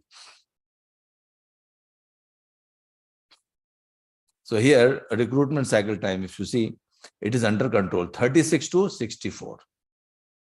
So usually in our organization, we take 36 days to 64 days with an average of 50 days. So this is how we are today operating. Well, so we like to reduce it. So for that, we also calculate the sigma level. So how many defects we are producing? Well, we are producing around 27. So first we define what is a defect. Defect is any recruitment taking more than 60 days is a defect. So how many defects were produced in our samples? 47 samples were collected and 27 were having defects. So convert into DPMO, defects per million opportunities, which is around 62% or 627,000 defects, which corresponds to sigma level. Now, the process of calculating sigma level is little let's say it takes time to explain. So I'll not be explaining that, but there's a process. Don't worry about it. There's an automated sigma calculator also. So if you put your defects divided by number of units and opportunities, you will directly, automatically, you'll get the sigma level. Anyway, right now we are at 1.14 sigma. So we have completed our define phase. We have completed our measure phase. Now we go to the analyze phase. In the analyze phase, you have got two options. You can go to process door or you can do the data door. Process door is about lean route, map the process, do a Gemba investigation, identify the non-evaluated activities. And the data door is do a cause and effect diagram, do a Pareto chart, do a box plot and scatter plots. So very briefly, I will talk about this. I know that some of you are asking about the training. Let me, before I continue, before I continue, let me, many of you are asking about training dates. Let me, okay, just park this for the time being. Let me jump to the some slides here. And I will come back. I'll come back to those tools and techniques. Don't worry. But before that, let me test you. Okay. I promise, like, we'll play the game first. Then I'll tell you the dates, etc. I'll come back. And if you can wait for at least for 15 more minutes, I will complete the DMAC as well.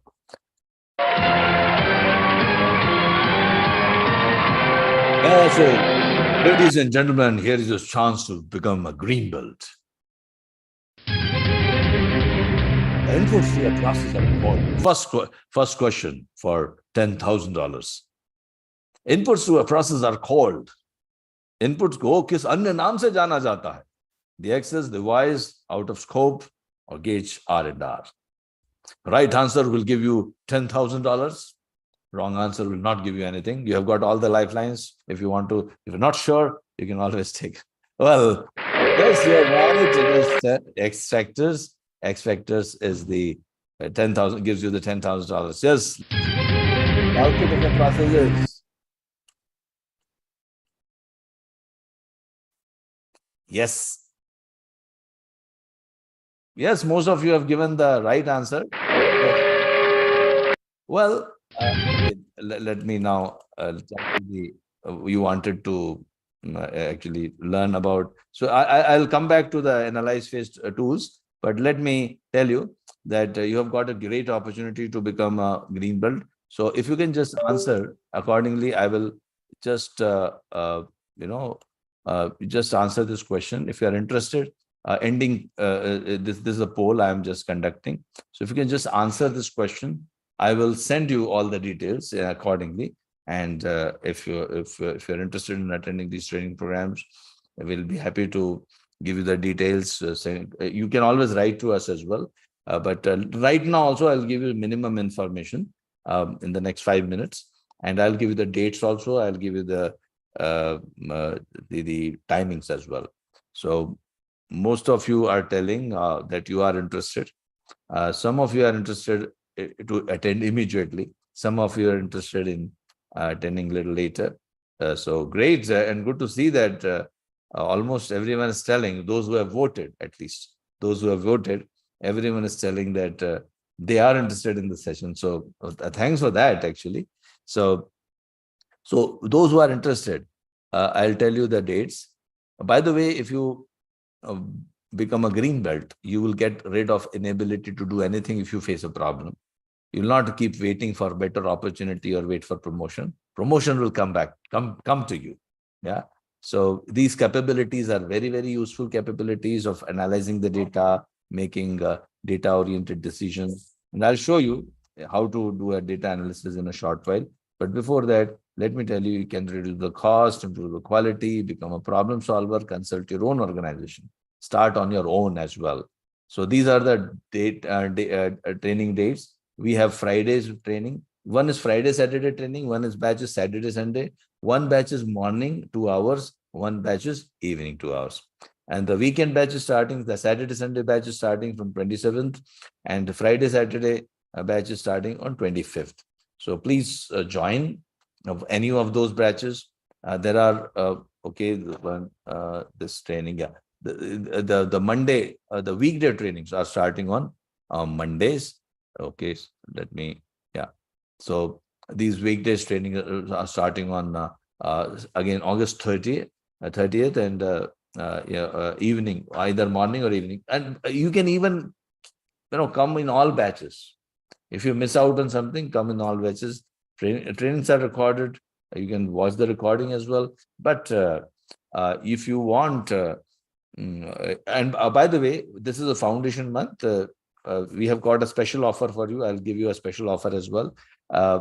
Those who attend, those who register during the foundation month, you get a chance to attend in future all our sessions totally free of cost. Means you can join our sessions after 2 years also. If you want to revise, you can join those sessions. Even if we are conducting a session in your city in a hotel, you can join for free. So this is a very good offer for foundation month. And yes, some people are asking about the fees. So you will be getting uh, lean belt certificate, green belt certificate, lean expert certificate, master black belt certificate, plus you will get black belt also, master projects will completion certificate also, because you'll be doing a project, 50 completed real projects, Minitab software. Now, all this comes at a cost, of course. Usually the cost is very high. This is a normal cost, which for green belt and lean expert, black belt, master black belt certificate. But as per the foundation month, we have reduced and slashed our prices drastically. So a lot of things are coming to you for free. And total, although it is 10,000, but still, if you are registering today, then in that case, further 50 to 70% of the published price is there. So right now, the discounted fee, if there are different combinations, if you want only green belt, it is different. But if you want green belt plus black belt, you will receive our Power BI self-learning course for free. And you can get it only for 2,500, both green belt and black belt, plus Power BI training. Or you can also go for green belt and black belt, plus master black belt, plus Power BI. That is 3,150, plus a lifelong association with me. You will, anytime you have any question, any problem, any issue, I am there, or my team is, of course, we have got a team of master black belts, full-time master black belts, not part-time master black belts. Everyone is working full-time with us. And these green belts and black belts who get trained by us can come back to us for guidance for any project in the future. So, and we are there for, as I told you, I've been conducting training program for the last 25 years, I would say. And as a company, we are operating for the last 18 years. So we are not going anywhere.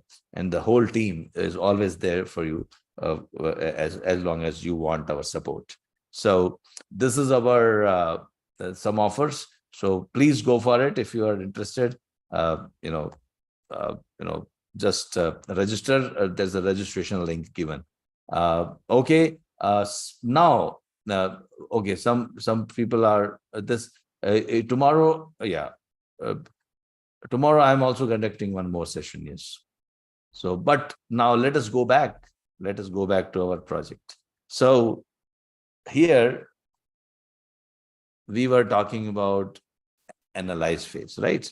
So we are in the analyze phase and process door and data door. Now, process door, I get to know. Process door is about learning about value added and non-value added activities. Data door is about cause and effect and Pareto charts and box plots and scatter plots. So first I map the process. I identify what are the non-value added activities. So I'll find that some of the activities are not required. These processes are designed long time ago. These processes are designed 5 years, 10 years, 20 years ago, and technology has changed.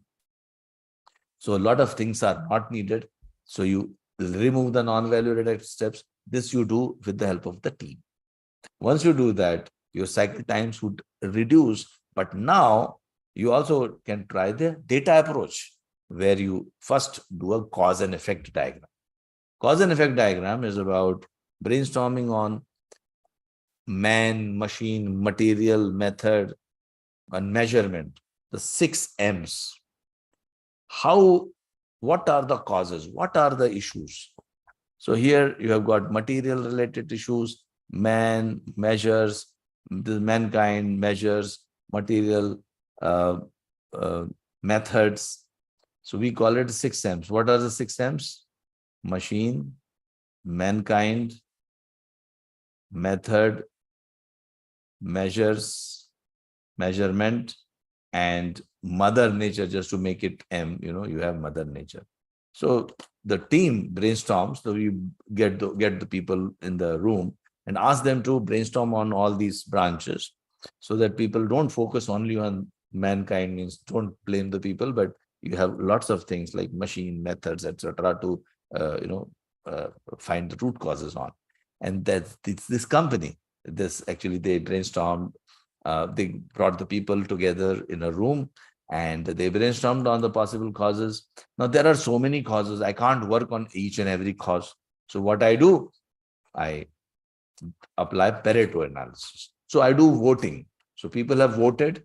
And once they vote, what happens? We arrange the votes in descending order. Mr. Vilfredo Pareto was an Italian economist who found that 80% of the money in Italy or the wealth in Italy was with 20% of the people.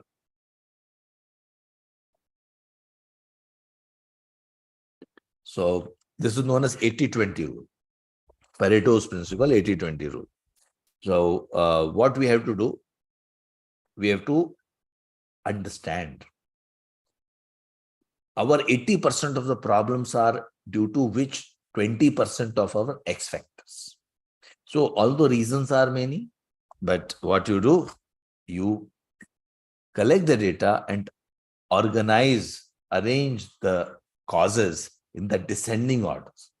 So you see some of the causes which are responsible for 80% of your problems are these. These are the X factors. Let me show you in Minitab also how do we do this. So we have listed down our causes: the man, machine, material, measurement, environment, etc. And then what we do, we tell Minitab to make a cause and effect diagram. So easy. Everything is clicks. So nowadays things have changed, automation. So you may get a cause and effect diagram.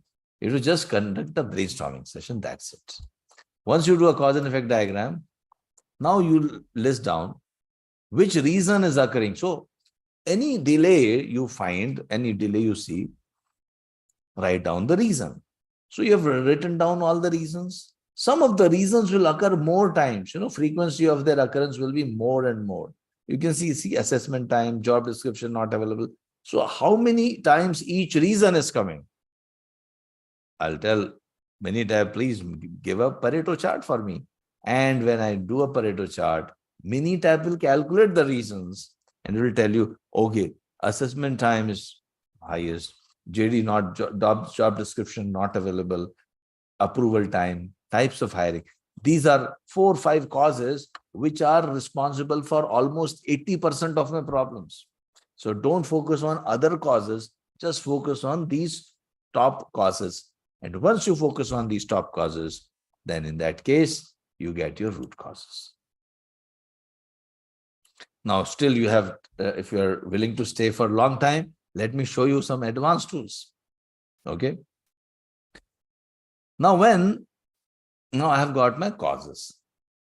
Now, these causes also need to be validated. So how will you validate these causes? So you can use different tools. Now, depending on what combination of your factors you are studying. So this is your Y and this is your X factor, right? Now, Y could be continuous or attribute data, or X also could be continuous or attribute data. So here our data is recruitment time, which is continuous data. Yeah. Now, X factor could be let's say job description not available. Yeah. Which is attribute data. Or here it could be approval time, or I don't know what was that. Just a minute, let me see. What are the things here?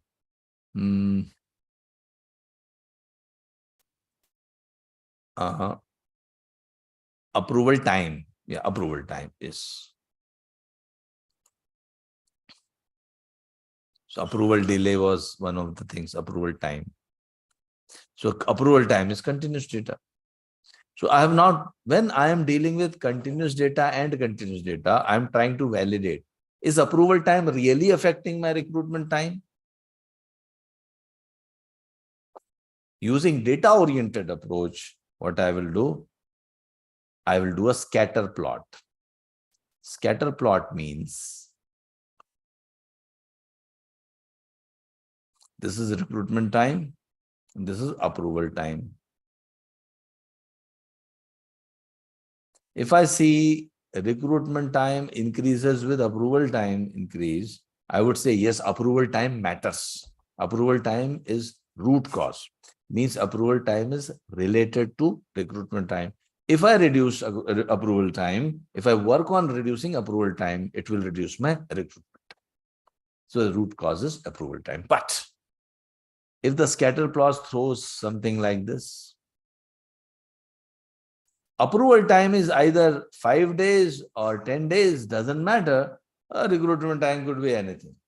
There's no relationship between approval time and recruitment time. Then I would say that approval time is not the root cause. So when I'm dealing with continuous data and continuous data combination, I will do a scatter plot.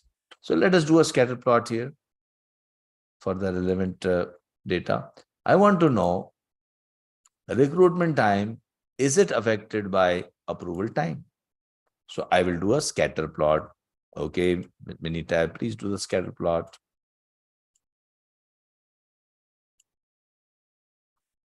So I'm plotting Y variable as recruitment time and X variable is approval time.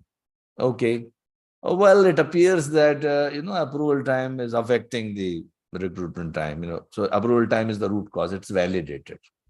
Now, how about assessment time? Let's see assessment time and recruitment time. Are they related? Well, let us see. And I'm now doing for assessment time. Recruitment time versus assessment time. Is it? It appears it is not related. Means, if I reduce assessment time also by changing processes, I will be wasting my time because it is not going to impact the recruitment time. I cannot say that if I reduce the assessment time, my recruitment time is going to reduce. There's no relation. So better focus on approval time, which is the root cause. So this is how I'm validating. I hope you understood this part. So similarly, you have got other tools also for different types of combinations. There is a box plot. Then there are hypothesis tests. When you do a scatter plot, you can also do a regression. You can create regression equations. Everything is very much possible, in Minitab. And they are all very simple. Just click the right buttons and you will get your solutions. So it is as easy as it is. Now, let me, I know that we have gone a little bit more time. So, so just to, simplify, when I'm dealing with continuous data, I did a histogram.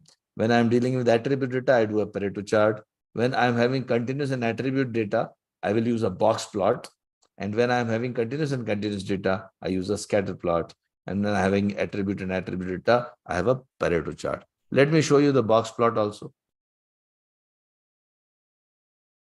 So if I am having, let's say, job description availability, is it impacting my recruitment time? So what I will do, I will ask the Minitab to make a box plot. Job description availability. It will create a box plot saying job description is available, my recruitment time is low. Let me explain this here.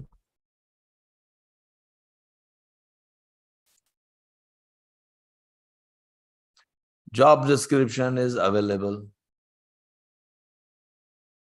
and job description is not available.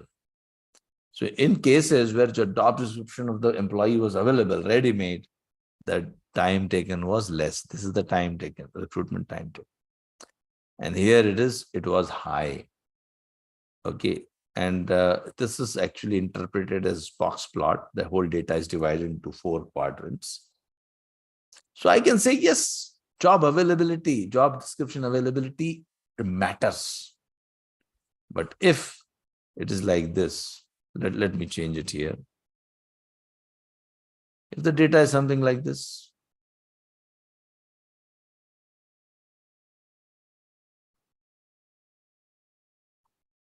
so job description is available or not available, it doesn't matter. It doesn't matter. It's, it is no relation. Job description is available. Still, I take sometimes 30 days, sometimes 50 days, sometimes 60 days. Same is true for job description when it's not available. So job description availability will not have any impacts on my recruitment time. Means it's not a root cause. It doesn't mean that it doesn't have an impact at all, but it is not the root cause. That's what it says. So all these things you can do using Minitab. So we saw our analysis, we saw once you have got the root causes, you can now, life is easier for you. Once you get the root cause, you brainstorm on the root causes, how to solve the root causes. And you can use different techniques. The 1635 technique is a very, very dear to me, means I use always. And the video for that also is, I'll be giving here. You can watch that.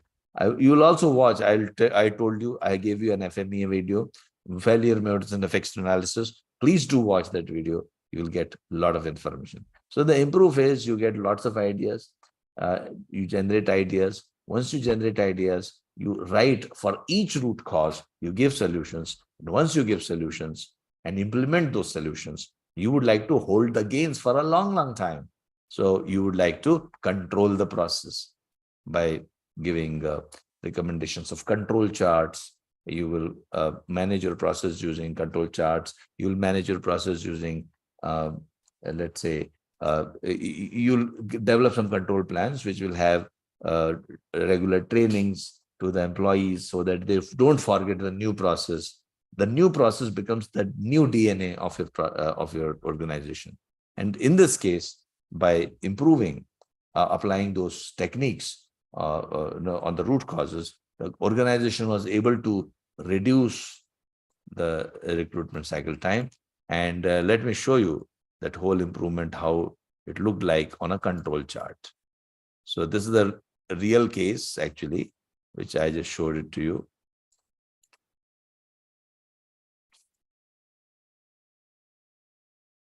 So before the control, the process looked like something like this, and after improvement, the control limits have changed, and almost all the recruitments are taking below 50 days, which is, of course, making the customer happy. So this is the chart. Actually, this is the output result, which just your manager wants to see. But to reach this stage, you have to take a lot of effort. It takes a lot of hard work and a lot of knowledge, because unless you know what is control, what is a control chart, what is a process under control, out of control, what are the root causes, how to do root cause analysis, all these things will only will lead you to make you improve any process. So in this case, if you want to join my training, most welcome. You can always, I have just this part I have already covered. So once again, those who want to join, it is really worth it. I strongly advise, don't go with the original pricing. We have got a new prices, especially for you. And please go ahead and, if you want to convert for, currency, if you have a currency is different, we'll be happy to convert it for you. But these are the dates, these are the timings waiting for you to join. Now I can answer some of your questions. And I'd like to invite you to some upcoming free webinars. I also conduct free PMP workshop, free CPHQ workshop, free yellow belt training, data science, and Power BI training. So if you want to join those trainings, you can always join. Okay, so every project will save a lot of money. When you are doing a project, it will save a lot of money for you. And yes, so as you are watching, let me show you some applications in the industry and how to implement Six Sigma in the organizations. Let me show you the journey. See, when you want to implement Six Sigma in the organization, so there are two ways. First of all, the bottom-up approach is what you are doing. You are getting trained, and as you get trained as a green belt or black belt, you do a project and organization learns from it. Other ways, a person like me comes to your organization and we implement the tools and techniques. We create the whole infrastructure and all of you do the projects.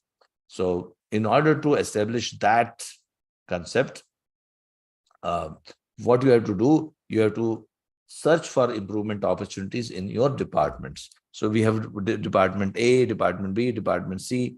We improve, we search for improvement opportunities. And once we search for improvement opportunities in those departments, we list them. And then we create also the infrastructure, a steering committee for Six Sigma. And we train the champions, the head of the departments, usually the head of the departments as champions. It's a half-a-day program or one-day program as per their availability. All the HODs, all the senior management, including the CEO, they get trained in the Six Sigma methodology. And then they nominate the high performers from their organization to do projects. So these are known as black belts and green belts. And these green belts and black belts, they undergo the training. So first training is obviously of the champions training. Second training is for green belts and then black belts. And then, so we have created an infrastructure, we have provided the training. After that, they have to do the projects. So for example, here is one Swiss company where I did the champions training for the senior management. And once they got trained, they nominated the people. And once the nomination happens, now I'm talking about another, I've taken you to the another company. This is Alpha Time Group. Here we have done lots of training programs. And let's say the green belts and black belts are nominated. They come to the session. Your team name 1, 2, 3. Anti-Muda. And your slogan 1, 2, 3. Green Air Go. Okay. And your song 1, 2, 3. Here goes.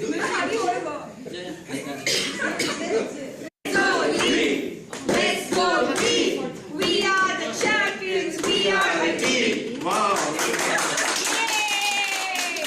Well done. And your team name 1, 2, 3.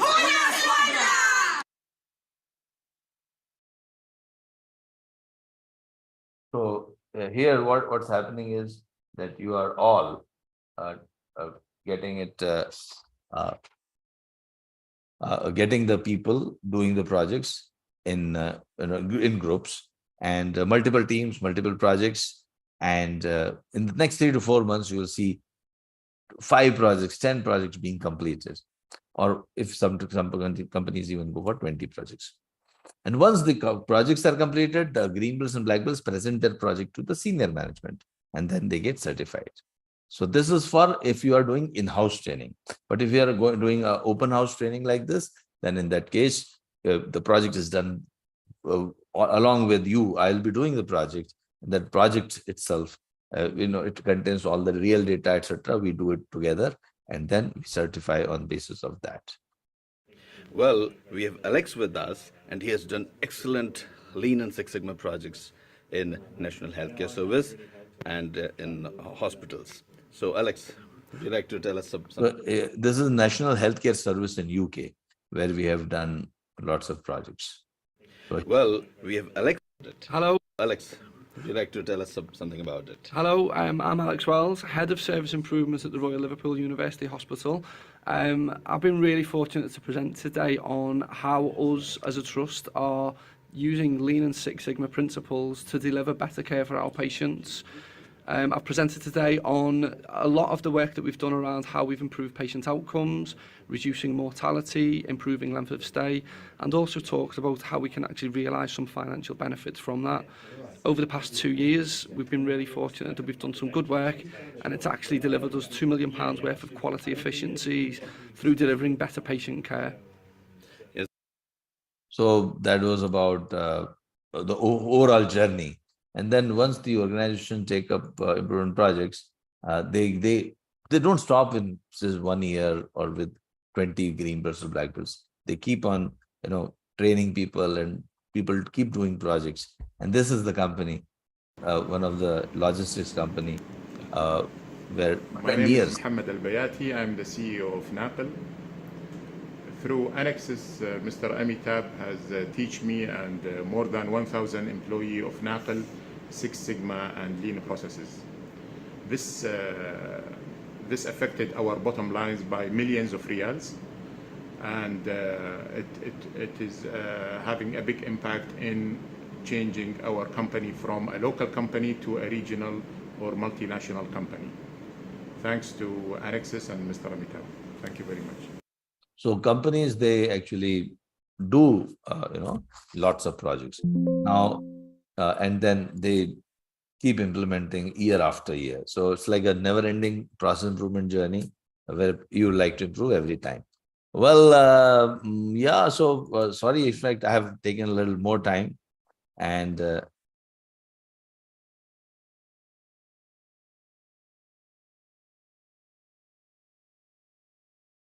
okay. So let me show you some videos and some, okay. Let me show you one company's video where we have implemented, and this will give you a little bit of idea. And why, yeah, while you are, I'll look at your questions also now.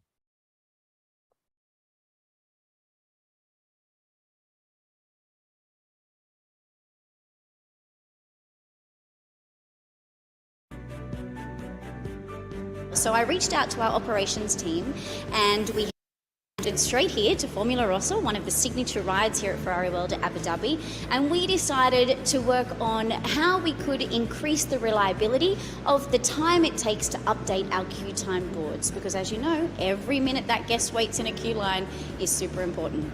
We had the brainstorming session with the team, and we went through a few topics, and then we chose the most appropriate one for the course. The chosen topic was reduce facilities management service request closeout time. So I was eager to use statistics and data analytics to solve a business challenge. One of the challenges we had is the erosion of the retail per capita spend in Ferrari World Abu Dhabi, and that was my topic. Well, actually, being an HR professional, recruitment lead time has been always a problem across the board. So taking that subject in specific will help me improve onto the recruitment cycle. So what we had worked on was redesigning the product launch process, which we've now implemented. We had a discussion within our team, and the most critical area that we faced was our closing process. So we decided among ourselves that this is the one that we should go for. Yeah, the course that we did was a week-long online facilitated course. It was fantastic. It showed us the whole methodology behind Lean Six Sigma, and it also provided a various amount of tools that we could be able to use to improve all of the existing processes that we have here in the park. Well, it was 1 week training. It was very interesting and always energetic in terms of interaction in the class. Every single day has been different, and the knowledge sharing has been remarkable. This gave us a broader perspective to understand the issues, and it gave us opportunity to do some brainstorming, and we were able to come up with better solutions from a wholesome perspective. It was a very stimulating experience where we met every day with the colleagues, all very engaged, eager to learn, and keen on and willing to actually pause, step back from their day-to-day work to get some new perspectives. So it was really a refreshing exercise. When an issue comes to us, we try to think about it from a Lean Six Sigma perspective. We try to define the issue, we make a project charter about it, we try to analyze it. So it has changed the perspective of how we look at issues. Statistics allowed me to understand the root cause of the problem and come up with the very targeted improvement initiatives that we aim at implementing within the year. So every dirham per cap increase would represent 1 million revenue uplifts in a standard year, so the impact can be significant. Well, this program is in benefit not just for me as a recruiter, but it helps the whole organization in terms of how we can identify issues, how we can look into problems. So what's really exciting is that since we completed the course and we implemented all of the changes that we worked through, we have 100% seen a decrease in the time that it takes to upload the QTime boards, which is really cool. And one other really exciting thing is that one of the recommendations that the team and I put forward through in our project, for the project I should say, is that has now been funded through the business. So you'll have to watch this space for more. I can't tell you just yet. I would say satisfaction, quality, and experience. And I say that because my project was focused on how we can improve the product launch. So we wanted to get customers satisfied and improve the customer experience. And we wanted to improve the quality of the products that we were issuing to guests and the overall process that we had within the business to launch new products. I would say that it has definitely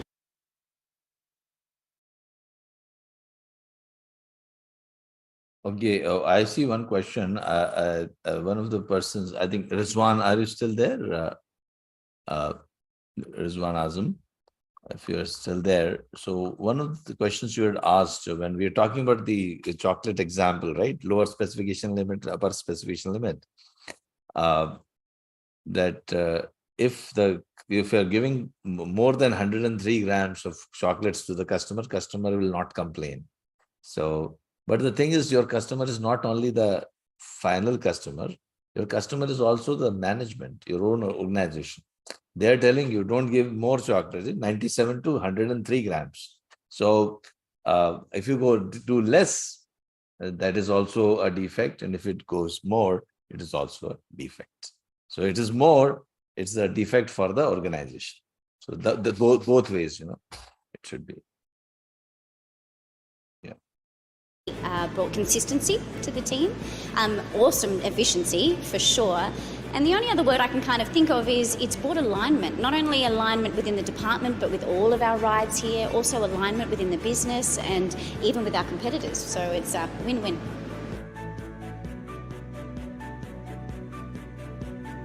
I think the biggest personal improvement is giving a framework for doing process improvements. I've always worked in customer experience, and so we're always looking for new ways to how we can improve the customer experience. But the training is now given a framework and a methodology to make sure that we can be consistent and using the best practices to do it.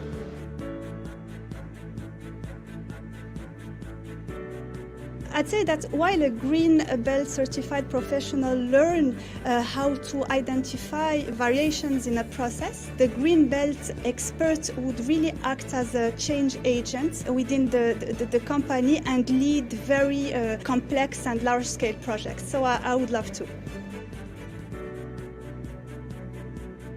We have plans for the upcoming waves of the Lean Six Sigma program. We've started with the green and yellow belt training for 130 employees, and this will actually pause, step back from their day-to-day work to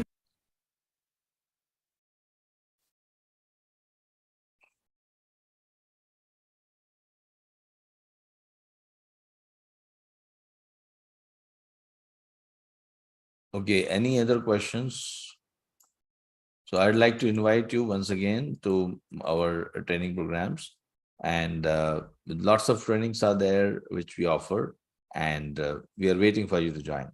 So please join, and some of the other credentials we have. Mr. Andrew Robertson with us, who's the CEO of King Edward VII Hospital.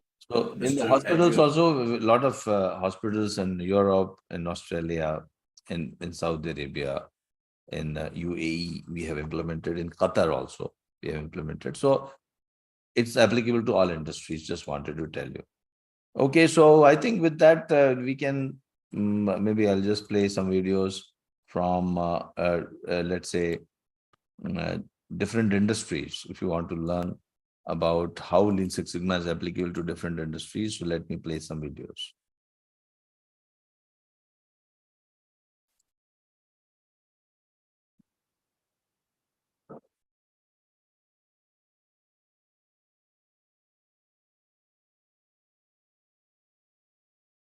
Any specific industry you want to see?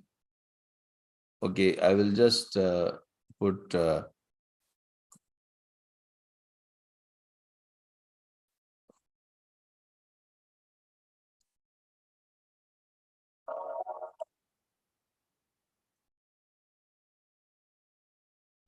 The world we have created is the product of our own thinking, and we cannot improve the world without improving our thinking. The long-term chronic problems of manufacturing companies like low productivity, lower machine efficiency, high rework, high inventories, high product wastage can't be solved using only experience, logic, and intuition. You might be a good operations person, a good engineer, or an excellent operator, but you need to have basic knowledge and understanding of some problem solving and process improvement tools too. Here is how Lean Six Sigma can improve your processes in manufacturing. Lean Six Sigma is defined as a business improvement method that aims to maximize the shareholders' value by improving the quality, speed, customer satisfaction, and reduce the costs. It merges tools and principles from both Lean and Six Sigma to do this. It has become the most popular business strategies for deploying continuous improvement in the manufacturing industries. With its help, you can make sure that only essential steps remain in a process. The moment I say Lean Six Sigma techniques, high quality, low cost, increased profits, and customer satisfaction should automatically come to your mind. It is very rightly said that machines are mere pieces of metal if they cannot be made efficient. Lean Six Sigma helps you to do this. What is the core of Lean Six Sigma? It's DMAC. Yes, define, measure, analyze, improve, and control. It helps you to reduce the existing problems with unknown causes. Here we train the staff of the manufacturing units as the green belts and black belts, and they convert all the problems into improvement projects. So now the difficulties become opportunities. Then they complete these projects and get certified. It's a win-win for both the organization and the employees. Now, how does Lean Six Sigma decrease the cost? Shigeo Shingo said that the most hazardous waste is the waste that we do not recognize. Firstly, Lean Six Sigma focuses on removing the 7 wastes like overproduction, transportation, inventory, etc. from a process. In manufacturing sector, this step can lower the cost of a process by leaps and bounds. Secondly, Lean Six Sigma focuses on solving the problems caused by a process. Here we focus on the processes, not on people, because we believe that 85% of the problems are due to the processes and not due to the people. Defects in your product can cost your organization a fortune, so the focus is on reducing the defects by focusing on the processes. Let me talk about some Lean Six Sigma tools that can be used in manufacturing. Value stream mapping, Kanban, 5S, cause and effect analysis, control charts, DMAC, 5 Whys, Kaizen, hypothesis tests, etc., etc., etc. Let us talk about a few. 5S. A well-organized workplace becomes important if you want to eliminate waste and reduce the errors. 5S is the way to do that. Control charts. By understanding the control charts, you can understand the difference between the common causes and special causes. For special causes, you take immediate action, and for common causes, you take long-term actions. Kanban. It is a visualizing tool on maximizing the flow of goods and work without unnecessary inventory or transportation. Then we have 5 Whys. Ask why 5 times, and you will get to the root cause of the problem. Hypothesis tests. They establish the relationship between the outputs and inputs, and you can get the root cause with 95% confidence. Value stream mapping. It is used for defining and assessing the movement of the raw materials from the beginning of the process to delivery to the customer. It is a way in which the current state of a process is documented and the future state is visualized. If you want in-depth knowledge about all the tools and techniques, you can always join my Lean Six Sigma Green Belt and Black Belt training programs. So that was about Lean Six Sigma in manufacturing. I hope you have got a clear picture about why Lean Six Sigma is so important in the manufacturing industry. Share this video with your friends and don't forget to subscribe to our channel if you don't want to miss out on our important updates on the tools and techniques of Okay.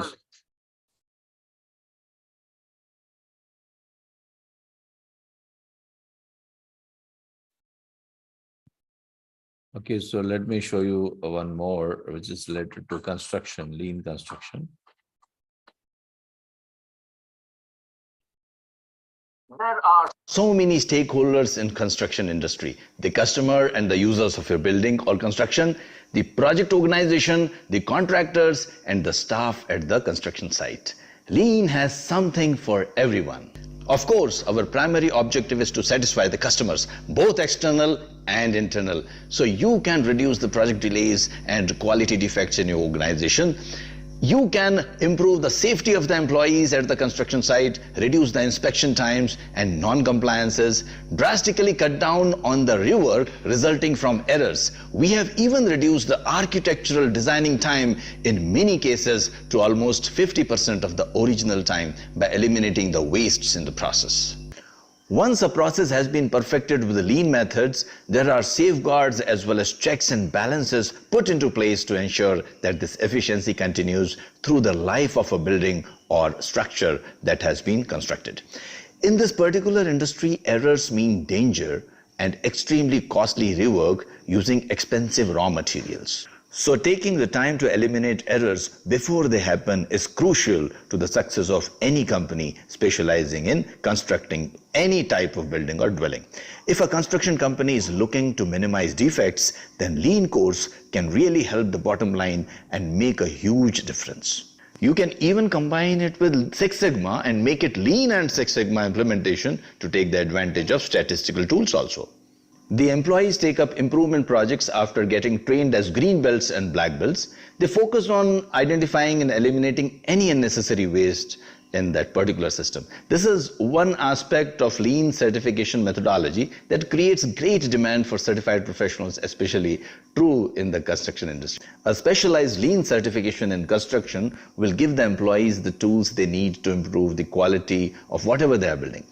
Lean is a skill set that all of the leading construction companies in the world know to invest in when it comes to hire their employees. Because this eliminates the errors and also improves the quality, customers start to take notice and become loyal to the brand, knowing that they will always be able to get the best possible building at the lowest possible prices.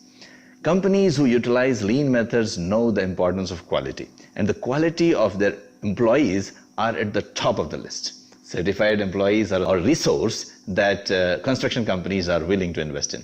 This is why salaries of certified individuals are on an average significantly more than the non-certified colleagues.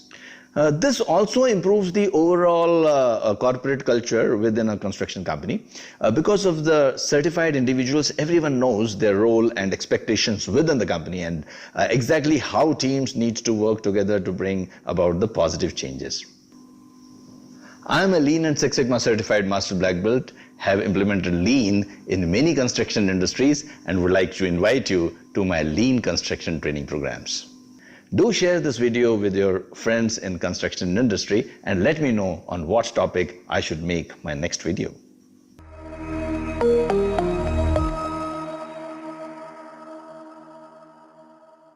Okay, I'll keep showing some videos, those who are still interested. But yeah, officially, like the yellow belt training is over, and you have learned a lot of tools and techniques.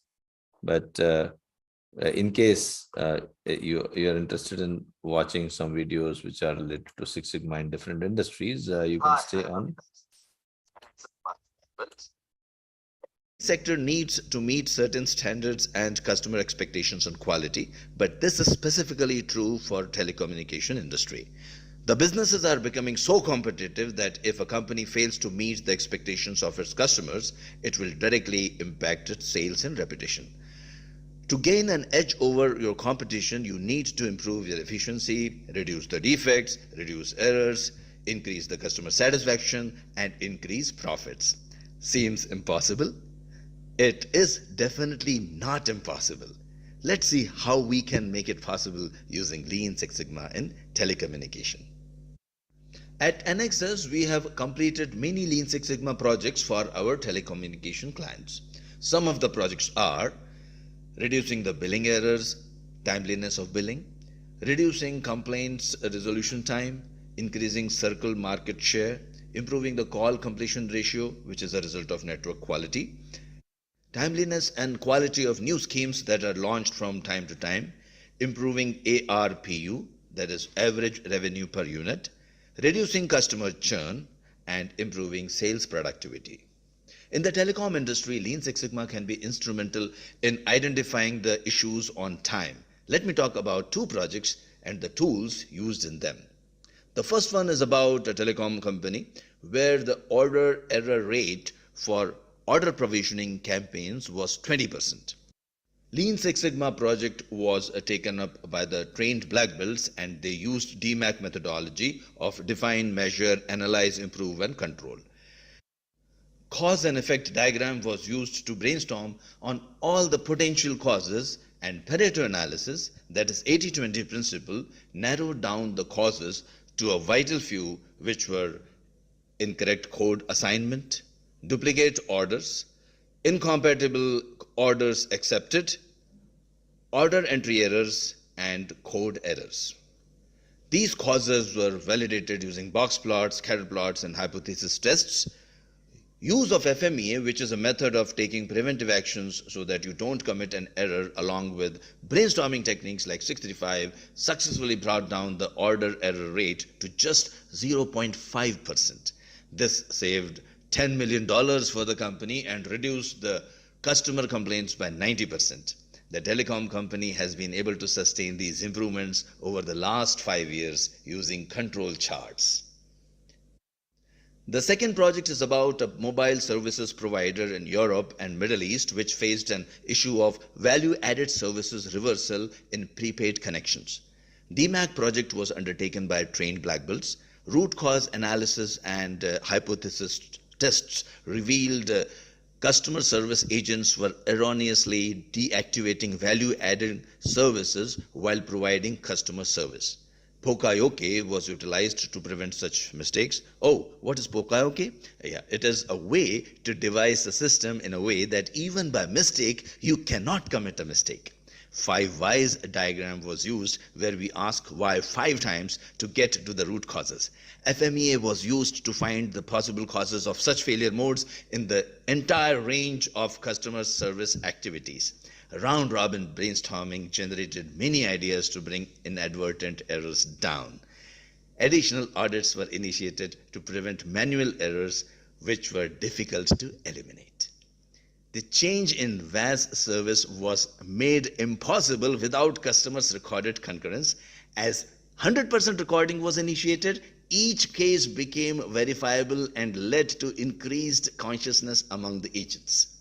Reduction in VAS reversal complaints led to not only an additional revenue of $5 million, but also resulted in higher customer satisfaction, which contributed to increase in market share of the company to make it number 1 in the region. I hope now you understand how important Lean Six Sigma is in the telecom industry. Happy learning.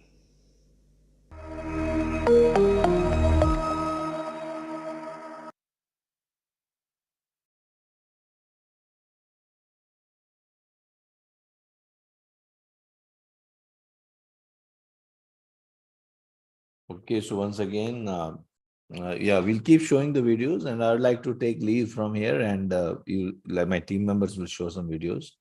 But yeah, thanks a lot for once again staying back so long, and thanks. We'll see you soon in our training programs. Bye for now. Yeah, Sarah has got some question. Yeah, just team. Yes. Thank you, Ravindra. Thank you, Samir. Yes.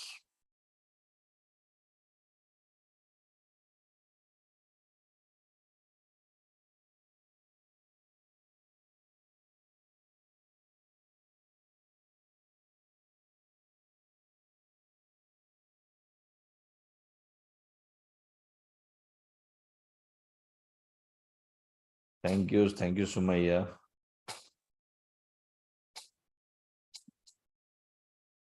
Thank you, Lavilia.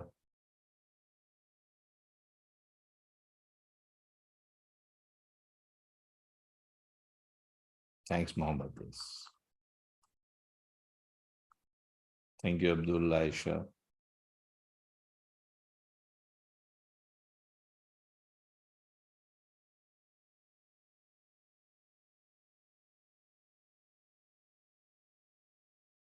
Shamin, thanks. Tony, thanks. Yeah, Donald, thank you. Ashraf, thanks. Thanks a lot. Good that you learned some new skill. So that's really nice. Thank you, Saddam, as well. My team can, if you want to show some videos, you can just.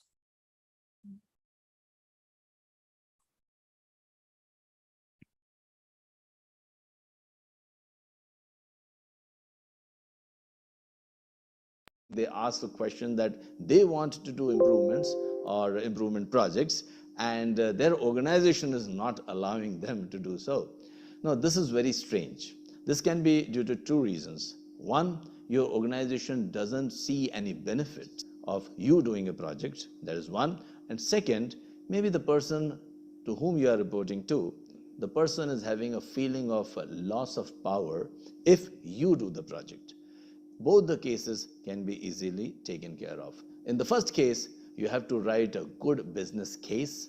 You have to write an excellent problem statement and a goal statement, and also tell the organizations what are the benefits of doing this project, how the organizations is going to save the costs or maybe improve the profits, or how it is going to have a positive impact on the customer satisfaction. If you are able to tell the organization why this project is important, definitely it will really work out for you. In the second case, again, you have to tell the person why it is very important for you to do a project and how this person is going to get the benefits. If you tell the person what's in it for him, definitely that person will support you. I hope this Lean and Six Sigma tip helps you. And if you have any further questions regarding this, please write in the comments and I will try to give you an answer in a video.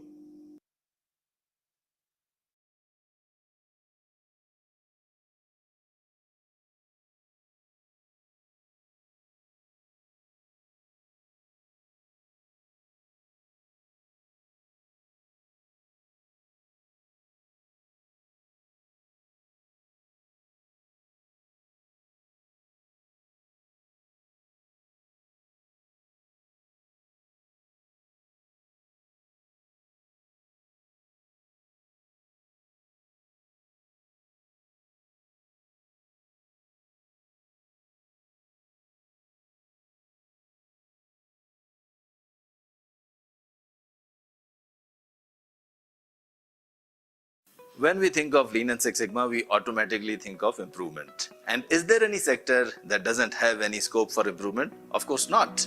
Let me talk about Lean Six Sigma in banking and finance. I've worked in the past and implemented Lean and Six Sigma in Riyadh Bank, Deutsche Bank, Bank Muscat, and also insurance companies like AXA.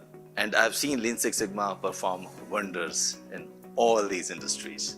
Lean and Six Sigma in loans department has reduced the cycle time to process a loan application to both mortgage and personal loans. It has also improved the credit evaluation process in account opening process. It has reduced errors and reduced the rework in processing customer applications. In retail banking, it has reduced the errors in money transfer.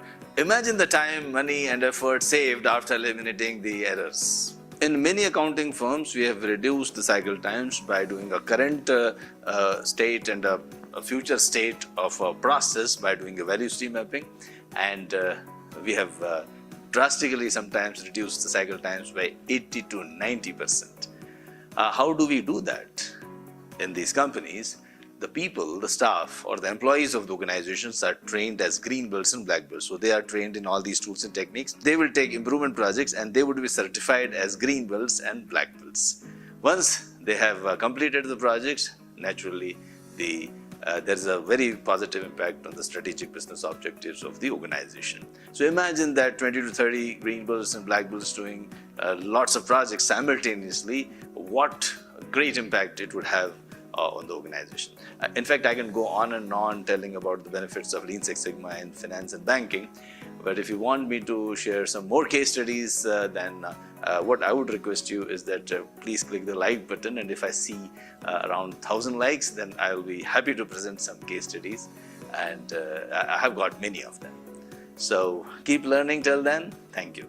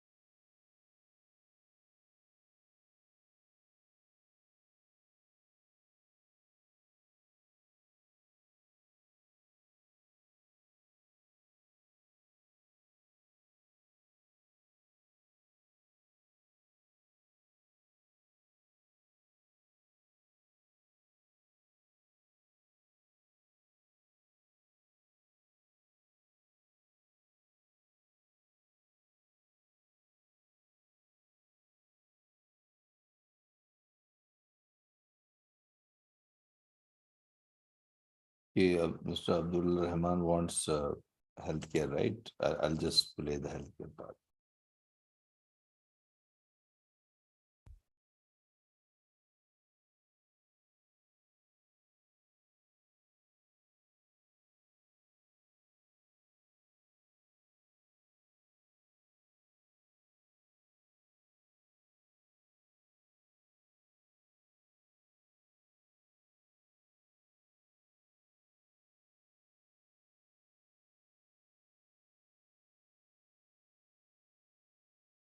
Do you have healthcare? Industries all over the world to improve a process. Hi, I am Anexas Master Black Belt Amitabh Saxena, and let me talk about importance of Lean and Six Sigma in healthcare. Lean Six Sigma concepts are used in industries all over the world to improve a process, eliminate waste, and reduce defects. In the healthcare industry, defects not only affect revenue and customer satisfaction, but they signify the difference between life and death. Lean Six Sigma is critically important in healthcare because it helps in reducing defects that can result in medical errors.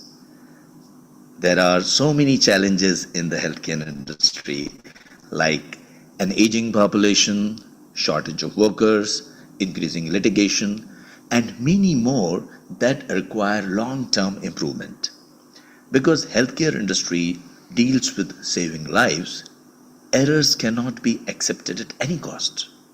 So, how does Lean Six Sigma really help? With the help of Lean Six Sigma, you can shorten the waiting times in hospitals. The lesser the people wait, the efficient the hospitals will become. Reduce medication errors and even try to completely eliminate them. Improve turnaround time for lab results. Provide better care at lower costs. Ensure that the medical staff makes fewer errors. Reduce mortality rates, improve patient care, improve quality, and improve overall patient experience. How can you do that? By training the staff as green belts and black belts and allowing them to do improvement projects. Lean Six Sigma training and certification in healthcare provides the tools needed to address the challenges at various levels. It is a time for the healthcare industry to utilize Lean Six Sigma methods to its fullest and drastically change the healthcare industry for the better. Don't you want to be a part of the industry where patients are happier, physicians want to work for you, the cost is as low as possible, and at the same time, efficiency is high? If your answer is yes, then Lean Six Sigma is your choice. We have implemented Lean Six Sigma in more than 25 hospitals worldwide, including ministries of health of 4 countries, and we can help you too.